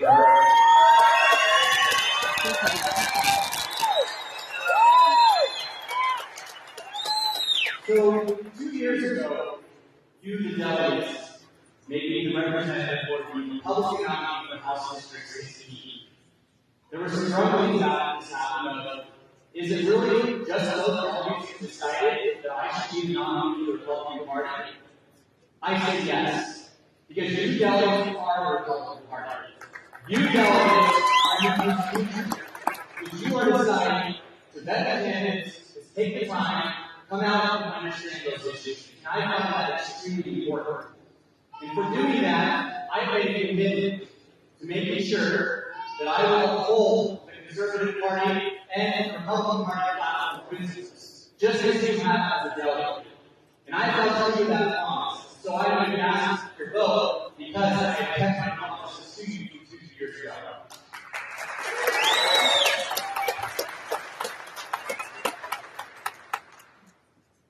Part of the campaign going around was knocking on up to almost 1,000 doors in the district to understand fully what my constituents needed and what they thought were priorities to them. After doing that, every single piece of legislation that I have drafted has come from you, the delegates, and from you, my constituents. Because I feel like every time I take a vote, it is like you taking a vote, because I represent each and every one of you. And I appreciate that. Now, because of that, we have been able to ban PEI entirely. We have been able to push that and keep our state sovereignty from the federal government. That means good energy prices. That means banning China from owning land in the state of Utah. That means that when EPA was to vote for an agenda on us, we can tell them to go down the stand. Because this is our state. We need to run our new I get a lot of kickback from Democrats and some Republicans in my party. But it's because I stand for the unborn. I stand for the right that they have. I stand for the parental rights at school. I stand for traditional heritage. And I'm adamantly against identity vote politics that destroy the family. And if you allow this thing of our society, people go down the same path that these leftist states have that have destroyed them. And that is why it's so important that we hold strong to those principles, that we know the truth. Utah is great and our future is bright. It is great because the people are great. Our history is full of God-fearing pioneers, it's full of sacrifice, and it's full of divine intervention.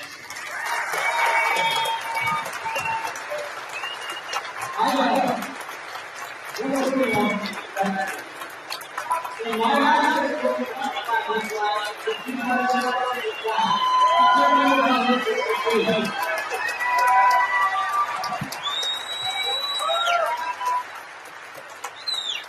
we have a representative and our Ellen as well. Many years ago, I was driving home with the Lake City Planning Commission meeting where I was serving as the time commissioner at the time. And I saw a sign, and the sign said, caucus tonight. And I thought, I'm a Republican. I should know that. So I headed over to Northridge High School, and I walked in to a room full of my neighbors, and I immediately felt like home. It was when they started to read the platform during that meeting, and I heard the principles of limited government and fiscal responsibility and individual rights.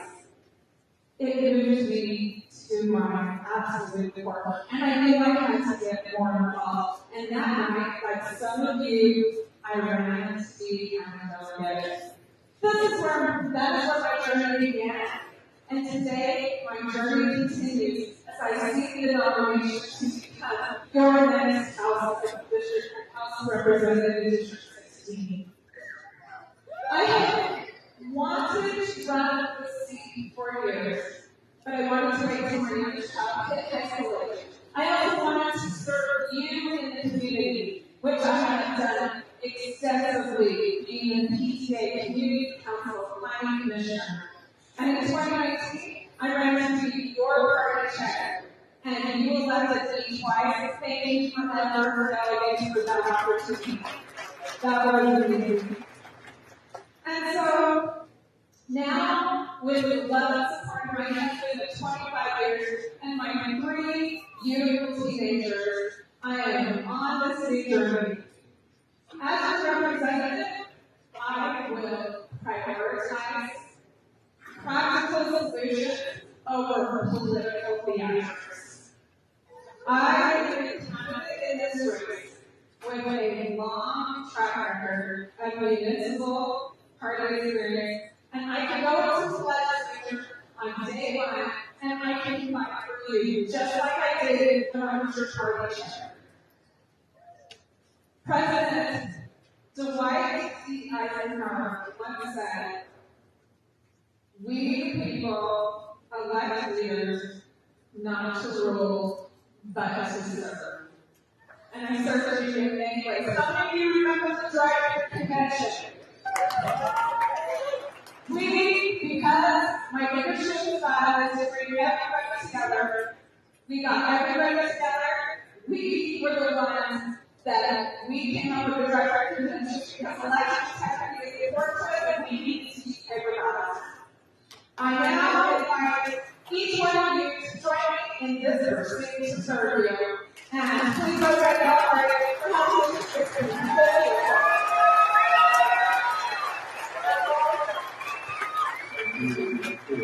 So my goal on our county reporters is head on to the back. While we wait for them to gather our back, we're going to call up our city treasurer, Marlo Wilson.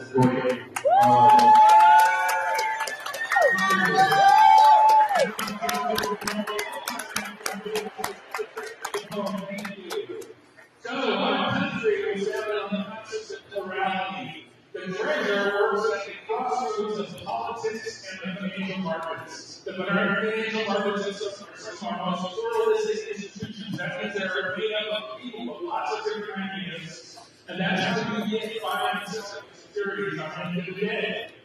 It is critical we have this dispersion of power, and that dispersion of power in our government structure, our constitution, the separation of powers. Even in our state constitution, we have the separation of powers, even within the executive branch. I identify me as an independently elected officer, and that's the only way I can be able to fight on economic issues is important to you and to me. Without economic freedom, we have no other freedom. We've seen the consolidation of power, and what that does is the marketplace. Companies like BlackRock and State Street use their past investors' dollars to drive to the active dollars, or sometimes they will go to companies, maybe those companies, and help them make opportunity changes to adopt ESG with money that is not ESG friendly. This is what I'm pursuing nowadays, to prevent this consolidation of power. Unfortunately, we are seeing, I saw something this last legislative session, even the most legislative never saw, and I need you to be aware of that. that AB 545 contemplates doing a study on whether the auditor, the treasurer, and the attorney general should be appointed or independently elected. I need your help to send a message to all legislators that is completely unacceptable. We have to keep separation of power. We have to.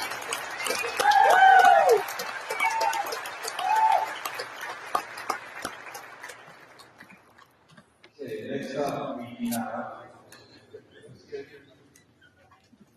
Speaker Michael, come on out.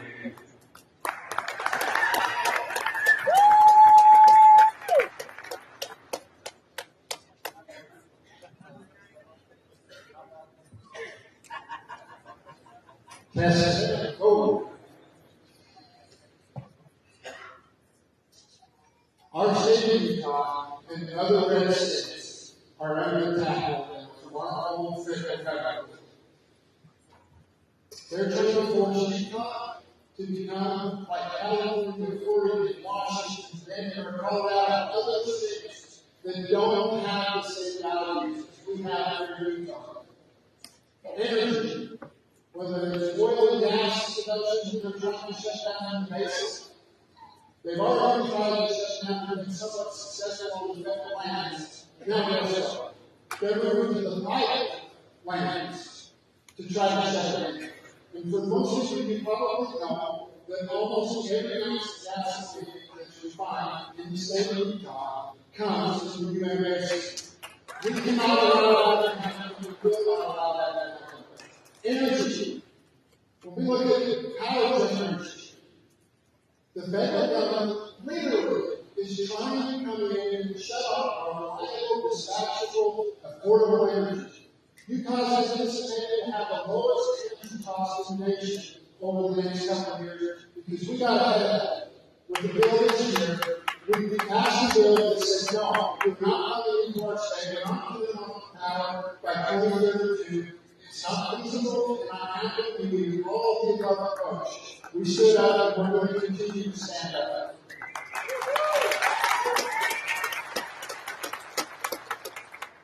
That bill's been so popular around the nation, I've been asked by other systems to come and tell their states about what they've done. I'm going to continue to do that. Our public lands are under attack right now like they've never been before. You look at the barriers this morning, and the management plan, the management government designed to shut down every road that closes down so that you have no access. The Grand Staircase has a line. They are looking to close that down. We're going to sit down with this on the national scale, saying that we're going to continue to close, we're not going to do it, we're safety fight. We are going to continue to fight to make sure that we fight for the sovereignty, not just in the system of that, but the whole life of the entire nation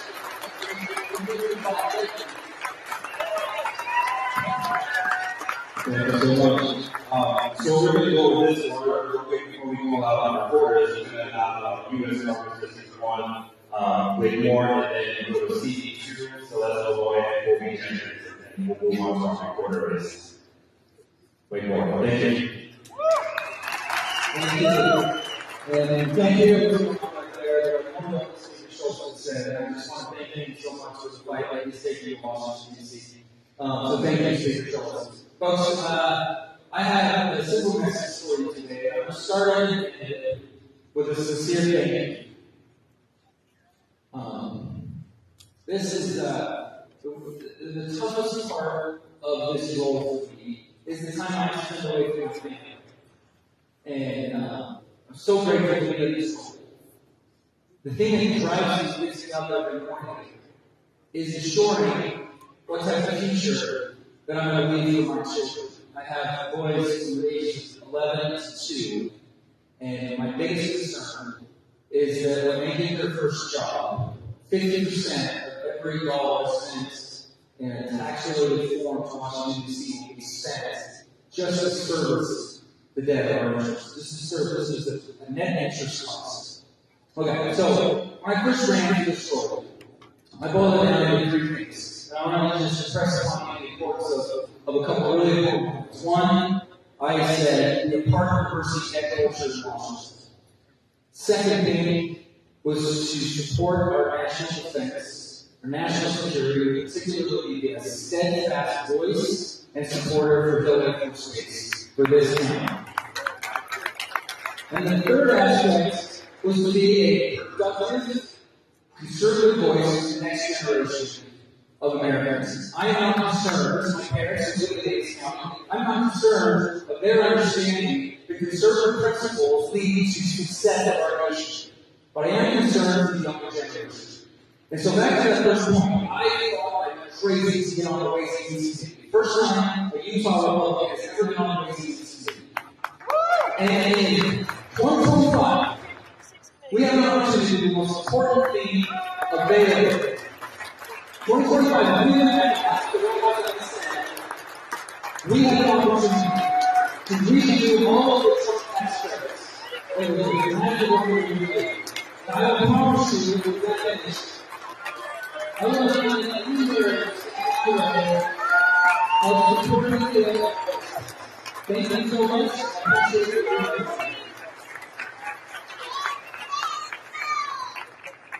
Okay, we'll go to other ratings here. Yeah. So the CD2 rates are Congressman Celeste. Go ahead.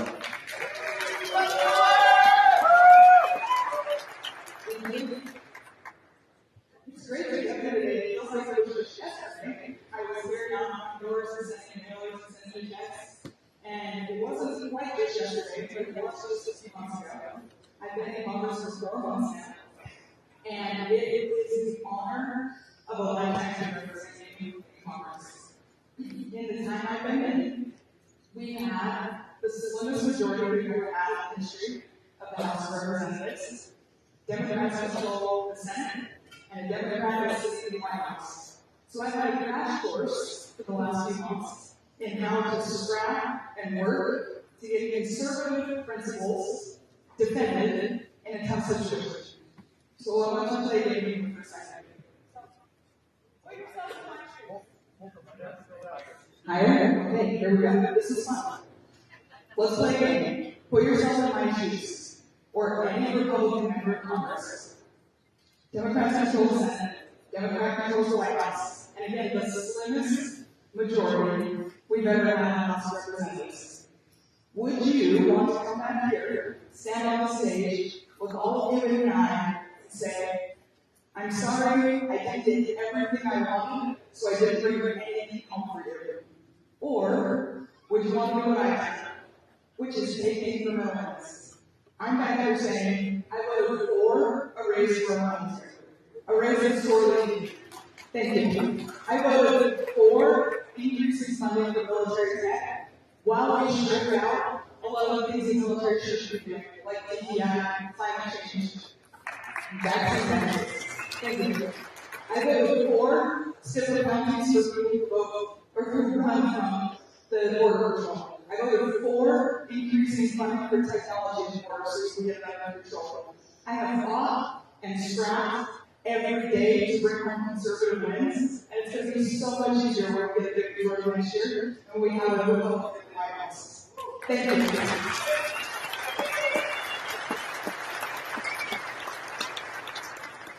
Okay, next up, Kobe Jenkins. Thank you, welcome. Hello, good morning. I'm Kobe Jenkins. I'm running the U.S. Congress in the 2nd Congressional District. I'm a Utah native, born and raised in small town Clearfield, Utah, on a basis.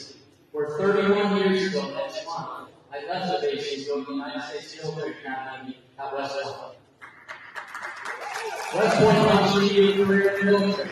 I had the opportunity to get combat at Green Beret, leading special forces AT in Afghanistan first, and then other areas around the world. Coming out of combat, my commander looked at me and said, we got another battle for you. And they sent me to Washington, D.C., where I had the opportunity to serve as a Green Beret liaison to the Senate, to the House, and then later work for the Pentagon for several years. This will not be my first rodeo in Washington, D.C. I've also spent 15 years in the corporate world, where I had the opportunity to work with some of our most innovative minds, solving some of our most complex problems. Now that robust experience of combat-tested leadership and corporate proven experience has prepared me for the privilege of working and serving for you in Washington, D.C. Now with me, what you're going to get is what you got for 3 decades, standing and defending our Constitution. I've bled for this nation. I have friends who died who are in the ground for this nation. The Constitution to me is very real. And in 2 areas that are important to us as Republican conservatives, fiscal conservatism, limiting the government. You're not going to get from me a vote to support Chuck Schumer, Joe Biden, $1.2 trillion omnibus spending bill. That does not secure our border. Does not secure our border. For me, you're not going to get support to allow government to continue to spy on you without a border. That is not okay. We tell you a little secret that all of our members of Congress should remember. Since 1791, the Constitution has worked. We have a war that the government wants to spy on. Thank you, everyone.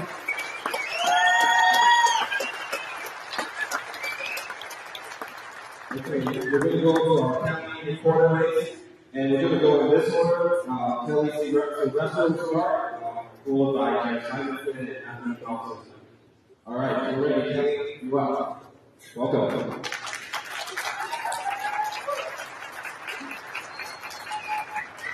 Greetings, fellow delegates. My name is Kelly Sylvester.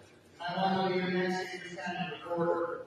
What an amazing journey this has been over the past few weeks of being able to reach out to delegates, either through handwritten cards or door-to-door visits. Those visits have enriched my life and broadened my perspective.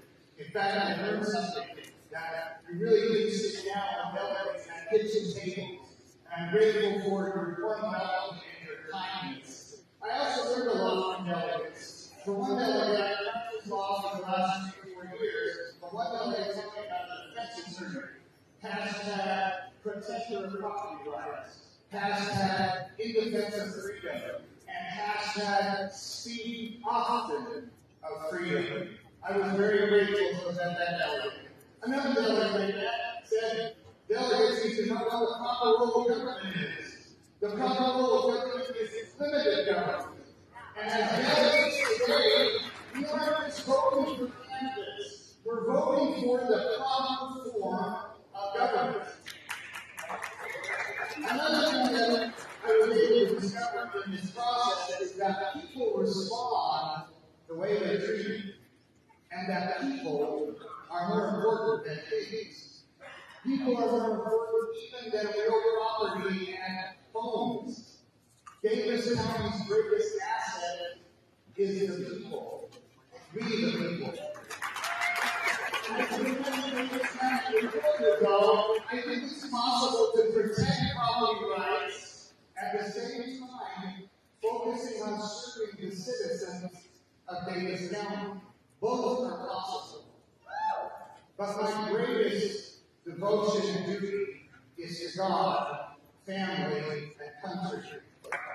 Family, and freedom, the Lord, loved ones, and liberty. Too often, elected officials become out of touch with the constituency once they're elected. We don't wish out to hold politicians and candidates responsible and accountable for the promises they make. We want to hold politicians and elected officials responsible and accountable for the actions they take. My name is Kelly Sylvester. I find you to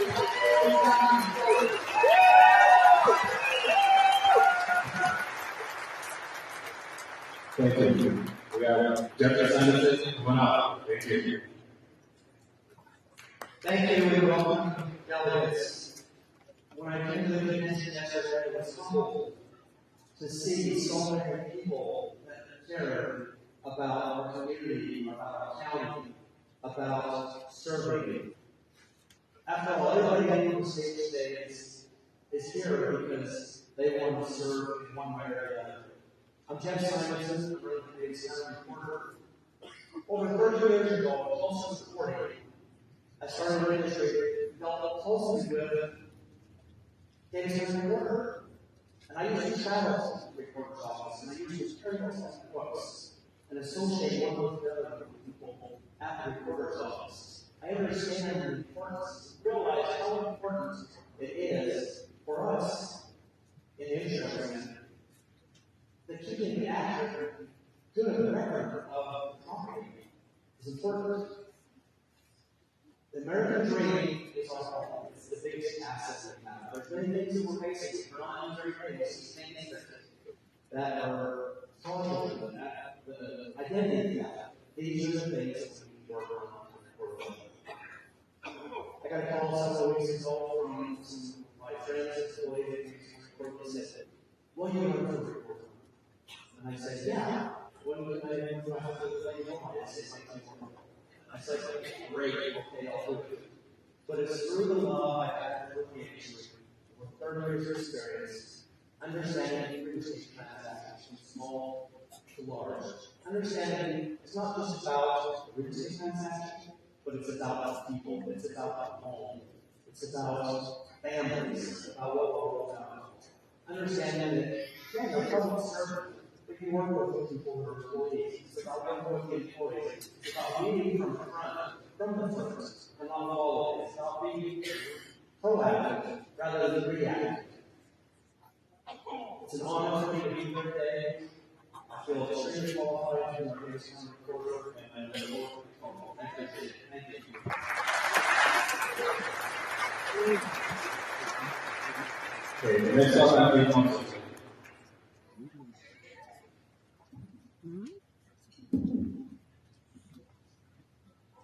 Well, hello, I'm Tony Thompson, and I'm running the data center report. Thank you for taking this time to LES and time to serve us today. The county reporter is trusted with the reporting of land records and deeds. Reportable documents must meet statutory requirements. However, fraud is on the increase. Senate Bill 151 was passed this year that defines and identifies what fraudulent transactions are. It gives the courts an important system to be able to track that and also to be able to record data. Along with that, Senate Bill 165 enables the reporter to start creating email hashtags and associate that with your tax activity. If you'll receive an email from the reporter's office when there's activity on your tax activity, that's a great way to do things. Is that the proper way to do things? We've got ways to move that all a little bit farther, get more protections of record. Like I say, you trust the reporter with protections of record. Compared to the Davis County property manager, I worked 3 years in the reporter's office in the tax department. The documents that came through were really last and new parcels. And I was on that first step of creating those tax assembling those parcels to be able to go along the property tax pathway. So, as you look at the candidates, all three of us have title experience. So all three of us work with the reporter's office. I'm the only candidate who gave us a reporter employee experience. I've worked in that office. I understand the workflow. I know the stage and the staff that's in there. I would be able to hit the ground running and have a smooth transition as the current reporter is retiring. As I studied the budget, the county reporter is one of the only department in the county that is self-funded. They collect fees for the report documents. But I've noticed in the budget, there's a large item that's being transferred to the general fund. Those fees need to be accounted for as expenditure to the other departments that are taking place, and that record needs to be transferred on the budget to account for the revenue of those fees and make sure those fees stay with it. I consider myself a helpful, phenomenal person with a great public interaction and services. I know the importance of a positive work environment while also promoting growth. I believe in giving credit where credit is due. I'm Tony, honest, dedicated, experienced, and trustworthy, and I'll make a great reporter. Along number 3, as the speaker, I ask you to do really well. Tony Thompson, Davis County Reporter.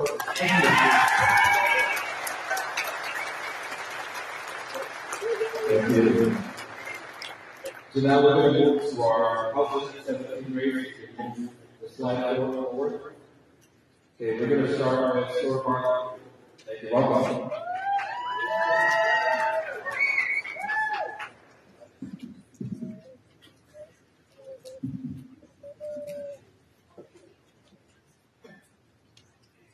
It is clear that our federal government has lost its way. It is too big, taxes too much, and it continues to spend money that it doesn't have.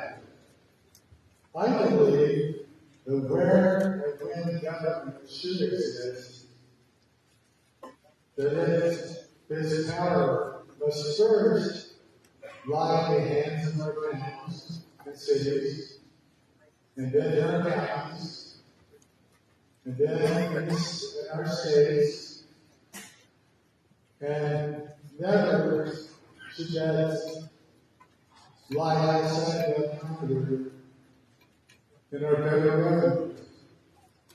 That is allowed liberty. I hope you'll stand with me and say no to more taxes, no to socialized health care, no to the destruction of individual liberties and the minimization of state rights, no to the continued control of our land by the federal government, and no to all government growth. In these times to try our souls, we must look the guiding, inspiring presence of freedom that has never let us down. The divine intervention of our Constitution and the rights and responsibilities we enjoy have brought unprecedented wealth and prosperity to generations of Americans. I ask of you to help me do just that, begin right here, right now, and join me with me in your support and your vote. Sir Garland, yes, Senator Lee. Thank you.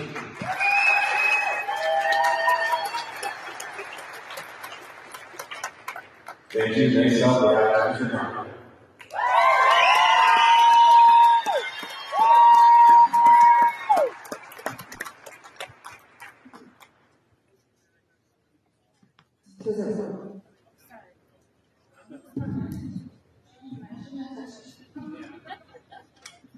Is that okay? Okay, great. Thank you, delegates, for sacrificing a fresh Chinese Saturday to be here today, to do this important work. I have absolutely loved the opportunity to meet with many of you and to learn the amazing, what amazing people you are here in Davis County. And Davis County is a piece of heaven on earth. I'm running for District 17 because I want to be a better representative. I am a convention-only candidate. I will never gather signatures. As we moved before, this is a divided Republican Party, and it is created a class of elected officials that ignore delegates and fight their way onto the ballot anyway. I stood before you 2 years ago because I was concerned about government overreach. As the federal government continues to reach into Utah, the Utah legislators hate it, but they don't see how they're reaching into our counties and our cities. And this must stop. I believe that the push for homeless shelter and for high-density housing is based on bad data. You cannot make decisions based on bad data. We have to go back to the drawing board. I will push back against these mandates because Lake, Hayesville, Farmington, Heights, and every Utah city deserves the right to self-determination. It is a conflict of interest to pass legislation that benefits financially on the other end. And this habit of public-private partnerships is an infrastructure for corporatocracy that is the government choosing winners and losers, and it must end.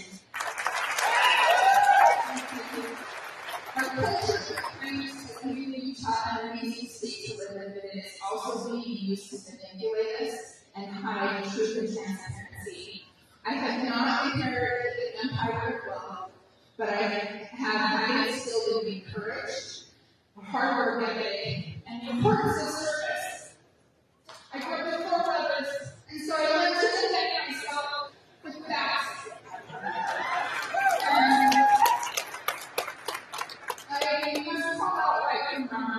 and we must unify around the Republican Party as it stabilizes communities through strengthening families, through true education, and a responsible, limited government that should be protecting your rights given from God and your neighbor. This includes the First Amendment to criticize your elected officials and to focus on solutions. Thank you for having me to the Central Committee. This is the fight I take in the next.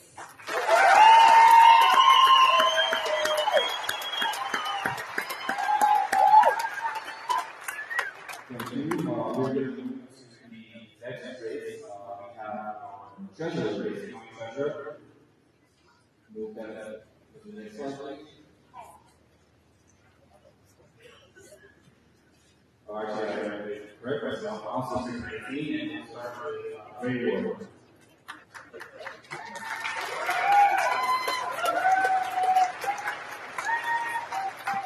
Thank you. I want to thank all of you for your responsibility as delegates seriously this last 5.5 weeks. We've had a bunch of good discussions. And particularly for your stamina, sitting here by my 37 speakers already so far today. I would like you to know that we did my support our Republican Party platform, which says that we advocate for tax simplification and broad-based tax reduction.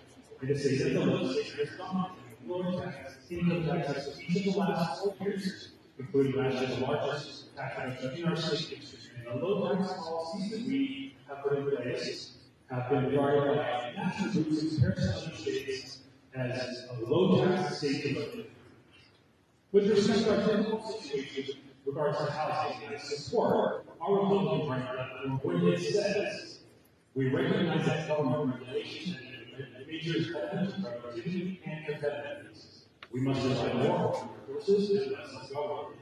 And this applies also to existing zoning ordinance systems that make it difficult to build smaller and more affordable homes. I am proud to have sponsored and passed legislation that makes it much easier for a homeowner living in their own home to make a mother-in-law and be allowed to rent that out. And that has allowed some young families to be able to buy a home they would not have been able to otherwise survive. And every one of those based on purpose is an affordable housing unit that some other family was able to rent that they would not have otherwise rent.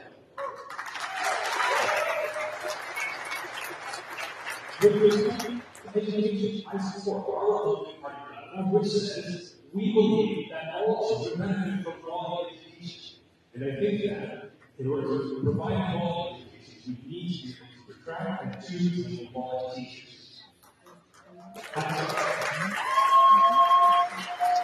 And I'm proud that over the last 2 years, the legislation Utah has gone from being the state with the lowest starting teacher salary compared to our surrounding states to now being the state with the highest starting teacher salary compared to those same surrounding states. I support and I vote for Utah's pro-life law, which enshrines the principles of the Republican Party platform in that manner, forbids elected officials with exceptions for rape, incest, and the life of public mother, and I want the language of that law to be acted in a way that I think will protect both the mother and her unborn child.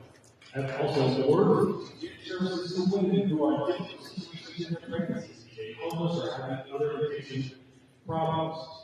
When we get services to mom during your pregnancy, we also benefit her unborn child.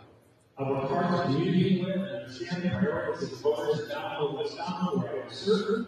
I've tried hard to represent their priorities to the Capitol. I appreciate your sacrifice, your commitment to being here today, and listening patiently to the speech of our 30.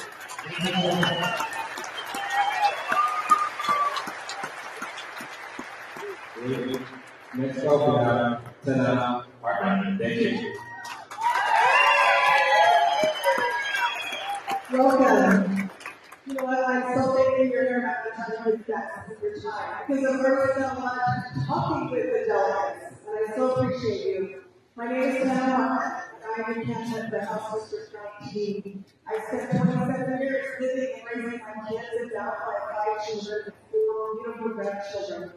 And you know what? One of the reasons that I'm running is because as a former president of the Utah, as the United States Board president, and Utah legislature. I have read some of the bills that have been passed. I have watched the legislation that's been run.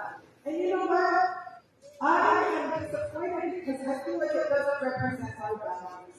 And that's why I am here, I want to represent you. I want to represent our values. You know what? For fun, I became a constitutionally certified to teach. And I think we need to get back to the Constitution and get a lot of them out of our lives, out of their homes. And despite the decreases in income taxes, did you know that as of this month, Utah's bill holds the title of having the 11th highest tax burden? Yes. In the nation. We're up there with New Jersey and California and New York. That is terrible. Utah should be that high. We need to work on that. And so, you know what? I'm I want to represent you. I want to be your advocate. I want to be your representative. And you know what? I want to represent the Constitution's principles. I want to represent you. I want to represent your surroundings, your property, your water rights. I want to be your candidate. I wholeheartedly believe that you're going matters today. And I want to be the candidate that can bring this into a better, brighter future. Thank you so much for your development. Town Harbor, House District 19.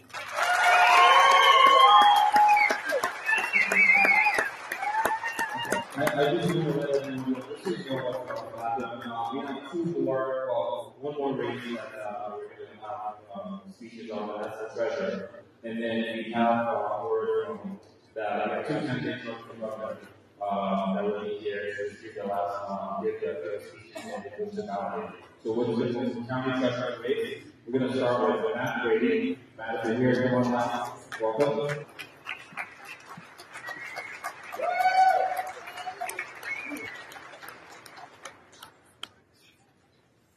Republican Party leadership, candidates, fellow delegates, and citizens of Davis County. My name is Mark Hudson, and I want to with the honor of I stand before you today to nominate Matt Brady for Davis County Treasurer.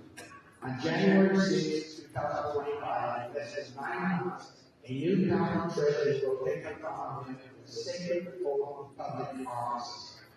At that point, Matt Brady will have worked in the treasurer's office for over 2.5 years, and more importantly, he will have served as the chief deputy treasurer for over 15 months, overseeing the day-to-day operations, collection, distribution of taxes, and other critical processes. Matt Brady is the candidate with critical on-the-job experience. Matt Brady is a man of integrity. Please join with me in voting Matt Brady, Davis County Treasurer. Thank you.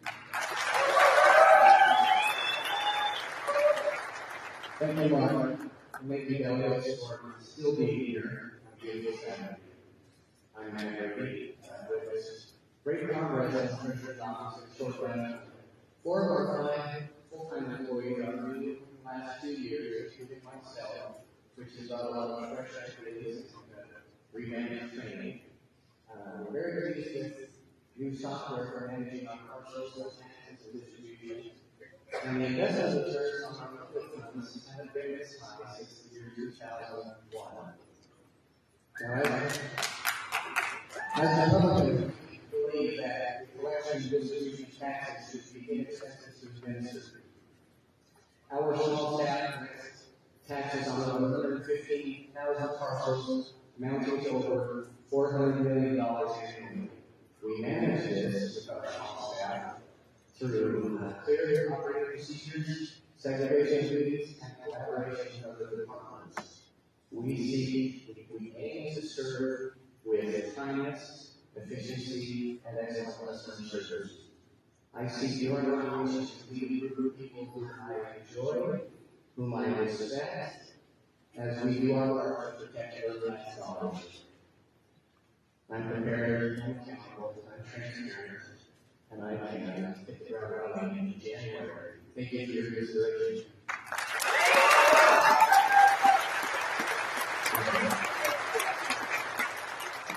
All right, next up we have Ray Woodall. Ray, come on down.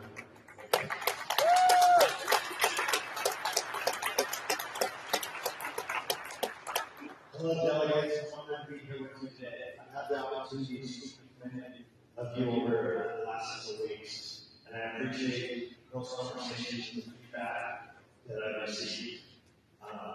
Truthfully, this has been contested race since I filed on January 8th, the last day of last cycle.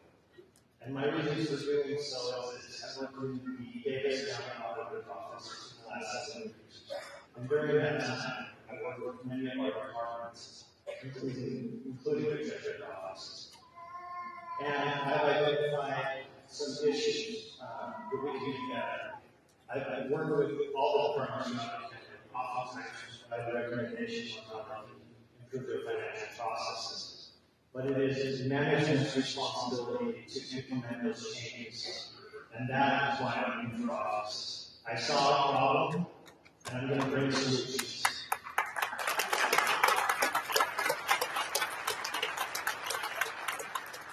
As I mentioned, I have a 20-year career in finance profession. I am the accountant and auditor in this race, and I will bring that mindset, that attention to detail to the Treasurer's Office. One of my first things on the job will be to implement a holistic control environment. What that means is I will eliminate the issues I consistently see on a monthly basis on the collective account reconciliation. I want to eliminate the words from our vocabulary like other receipts or unrecorded transactions and replace that with real, actionable accountability, which means the only thing you should see at the end of the month is deposits and transfers, for example, or outstanding checks. That would be a clean, concise reconciliation. I will have expenses in the office. What that means is I want to reduce the number of staff to make our processes more efficient. And because of that, I know that all accounts, and we as taxpayers deserve that kind of transparency and accountability. Transparency to both the taxpayers of yourself and to the tax-liable entities needed to be improved immediately. What I mean by that, if there's an adjustment made to your account, you need to know about it. You need to know if your account has been adjusted, just like you would know if your bank had affected your account. The tax-liable entities deserve to know that they receive their fair share. Thank you. I'm Blake Wardall, and I'm running for your Davis County Treasurer.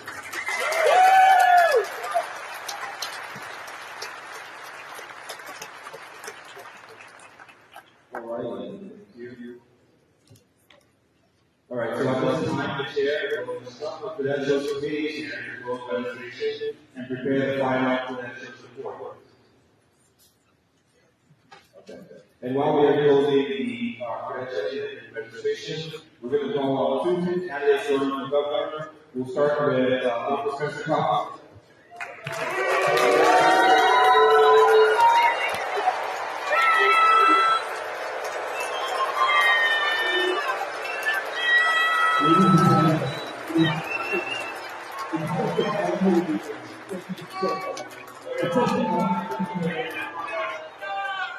Who's going?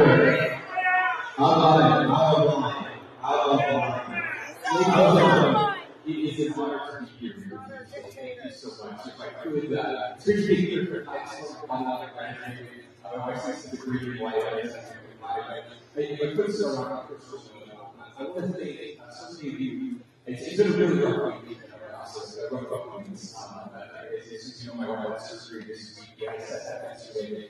But today things are changing and starting to improve. And so there's a little hope in our houses.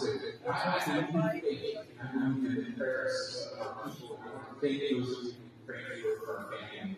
We feel it. It's real. I also say that Joe is a day outside those beautiful spaces had. And you're all here sacrificing. And it can be bad. As I look at the snow mountains 2 years in a row, and the lakes still got the reservoirs still got it. And I'm grateful for the faith of the people in South Bay, and for your willingness to implement that faith on behalf of the citizens here now. I just want to share, if you just have a couple of minutes, I want to share a few things that have happened over the past 6 years. You made some promises to do it. It's my duty back there. promise. How about that We promise promise to you do guys more. paid for your dollars? I know some of you but guys, listen, I really want to write down. I think the word promise some days this week to vote for you. For those of you who want to be, I want to be down this week. All you do is always want my right. Just do this, you get back to that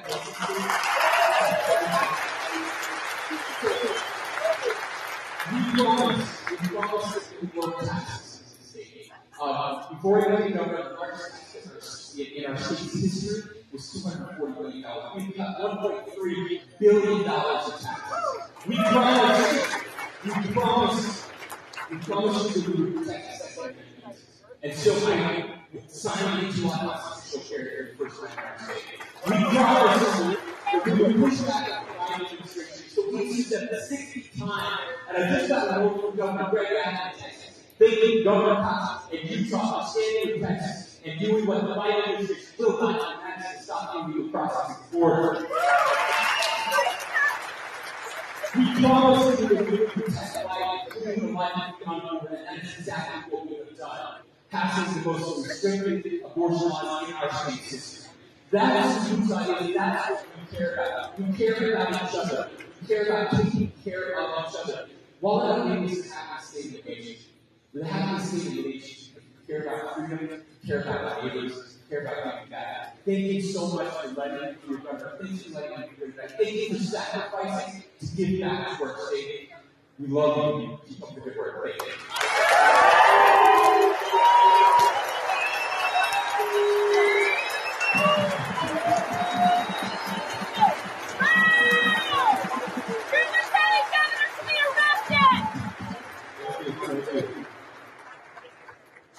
I really just like my own additional comments about that.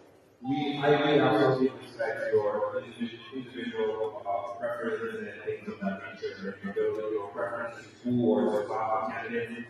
We do have that leadership at the end of the speech to just hear that time.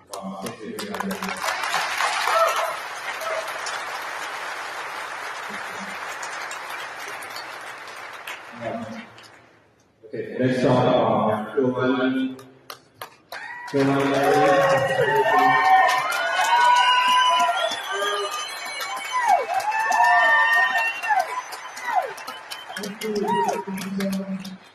I love what you're doing, and I really appreciate the work that you're doing. It's so important.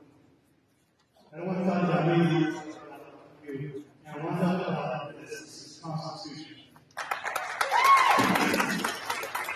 The first thing you've got to do in your life is to tell the government this is society policy. That's the job of the state. It's set between the people and the federal government. So I watched this happen in my own experience. I watched the federal government went to the 1960s. I saw polluted with big environments, to shut down land, to shut down businesses, to close roads, to sue counties, to sue county commissioners. I was county commissioner for 8 years now. I saw my community harmed by it. I felt like I had to say it. And that's what I would do as a county commissioner, what I tried to do as a state legislature, as a state legislator. In the legislature, I saw the same thing happen. Big industries, big land plantings, influence legislators. I saw government passing writing legislation, which is unconstitutional. That's not supposed to happen in the Department of Government. It's supposed to be legislators. So when we talk about who's passing taxes, who's passing pro-life bills, it's the legislature that does that. It's not the government.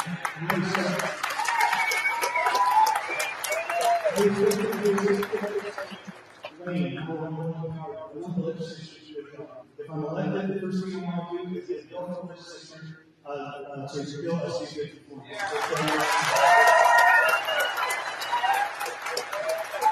I feel like we're giving up for our citizens, we're giving up for our non-citizens, we're giving up for ourselves as we people get out, the sanctuary you have no longer enacted for illegal non-citizens. Anyway, that's my time. So I really like you. Thank you so much.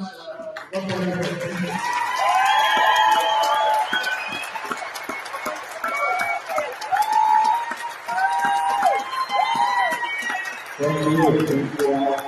Thank you so much. So now we are at the point just to certify our financial support and our final numbers. And I call upon, I recognize Jim Harris, our chair of the Financial Committee, to give the final financial support before we begin now. Jim.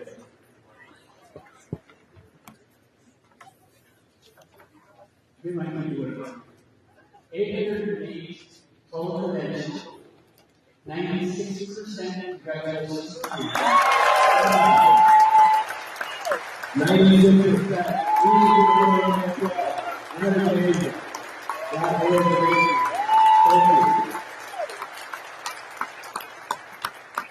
Does anyone have objections to the credential support as amended? Okay, there we go. It is amended. Thank you. Thank you all. We need to find out those four. Okay, thank you so much. Out of order. No, thank you so much, everyone. We're going to move to what we're all here for. We're going to call up our election chair, Rusty Cannon, one more time to get an explanation of what's going to happen as you guys come out of now. Drop your ballots. Rusty. Thank you, everybody. We'll make this as clean and efficient process as we've been patient last president. While I'm explaining, could all of our electricity volunteers stand, come forward, pick up a box, and just kind of stand in line on the stage. So we'll say a little bit of time while we're talking. Yep. And I've got the sharp stage. Okay. So as that's coming up, I'm going to have them spread out. Once we get them all there, we see all 8 boxes up on the stage. I'll explain. As we mentioned before, ranked choice voting on your red ballot for county commissioner, for the recorder ballot as well. Those are your green ballots. 1 through 9 on county commissioner is possible. Sorry, recorder. 1 through 3 on purple. The tan and all the other ballots are obviously 2 candidates. Just mark one. I did get a question about having a change like on the red ballot, scribble out a number and change your mind. That's fine. But your intent has to be clear for the ballot to count, right? We need to understand that that's your number one. It's okay if maybe that's on the ballot as long as your intent is clear. So we have to take very well. Thank you. So first of all, thank you to our elections here in the city as well. And let's say and all our elections volunteers.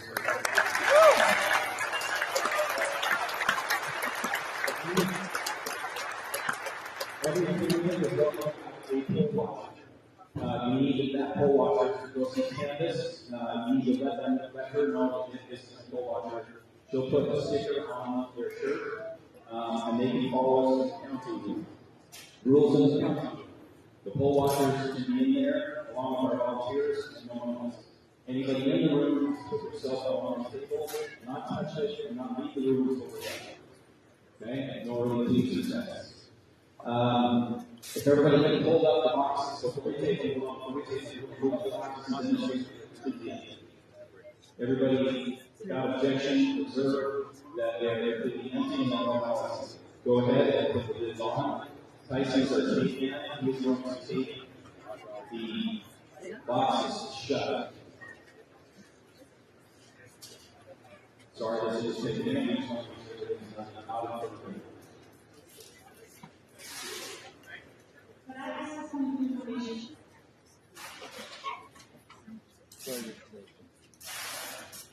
Yes, maybe please. I'm just curious behind the 5445 text messages I am curious about who's behind the 53445 text messages that we were receiving.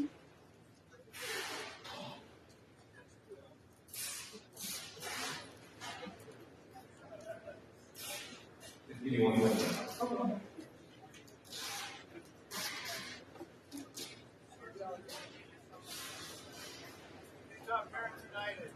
Yeah, so first of all, thank you for bringing that up.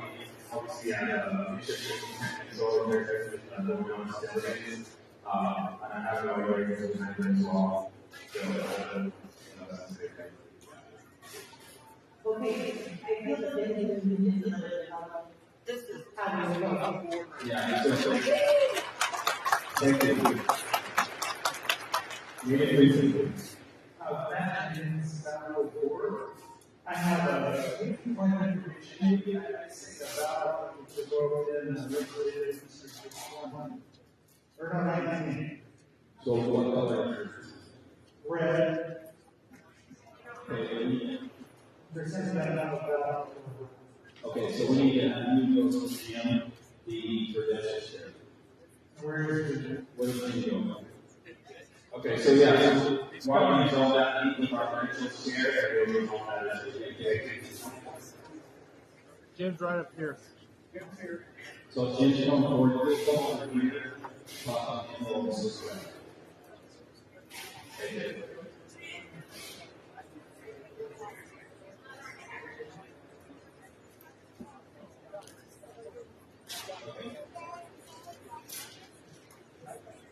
Yeah.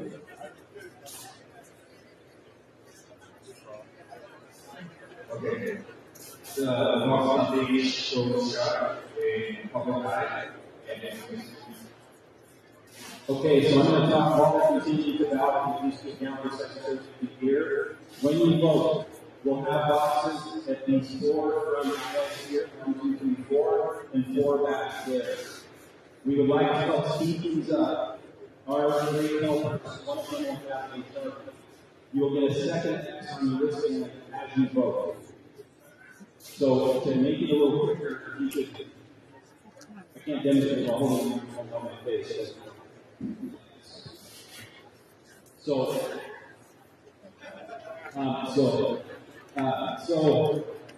essentially, you hold the wristband out and you gather everything, put the ballots into the box, so it's a little quicker. We're just trying to get a second X on the wristband to make it obvious. If you voted, you're done voting. Lost and found on the floor. Feather the ballots a little bit, put them in so that they can observe the obviously put them on the color. And give us just a minute and we'll finish the speech and we'll be about what we do.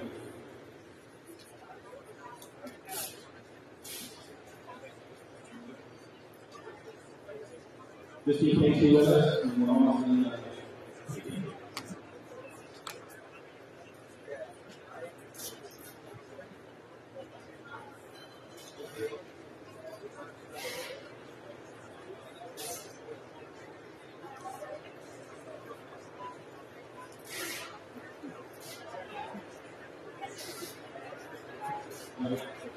proceeding.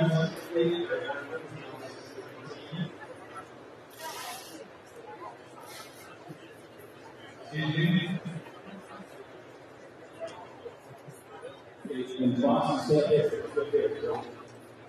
maybe county. I represent. Maybe Do we get all the ballots in one box or just put them out within the boxes? Great question.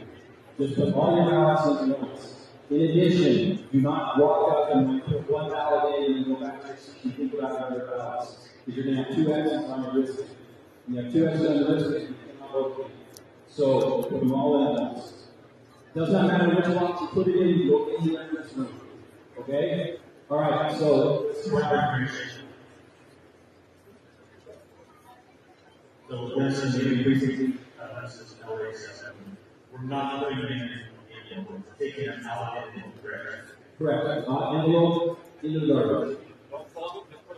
You do not need to fold your ballot. You want to be nice if you do not fold it. Right, Candace? Right? It's okay to do it, but you don't have to. It's responsibility. Okay, so let's have you guys here. You guys here. 1 second, 1 second. Oh, I'm sorry. So, Just 1 second. okay. Yeah. Okay, just return. So then basically you just step back a little bit. Step back around.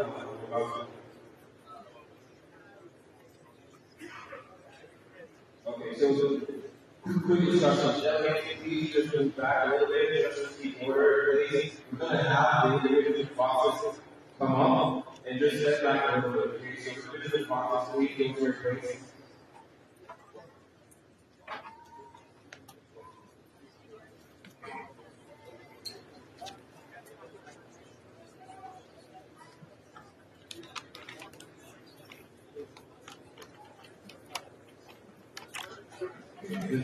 Delegate needs space between you and the individual boxes.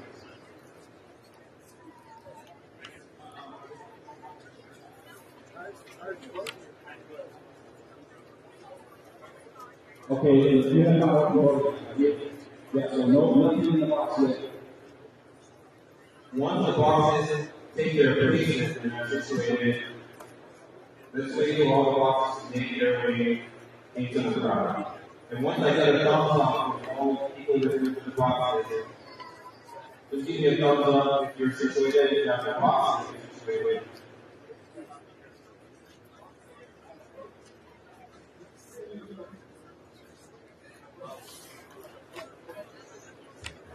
So please remember to stay after casting your vote, okay? We have more business for this convention. It includes elected, unfilled state delegate positions. One last thing, any questions before we open the poll? Any questions at all? Okay, hearing none, the chair officially declares the poll open. Remember, you can go to any ballot box and cast your ballot. Quick question. Out of order, sorry.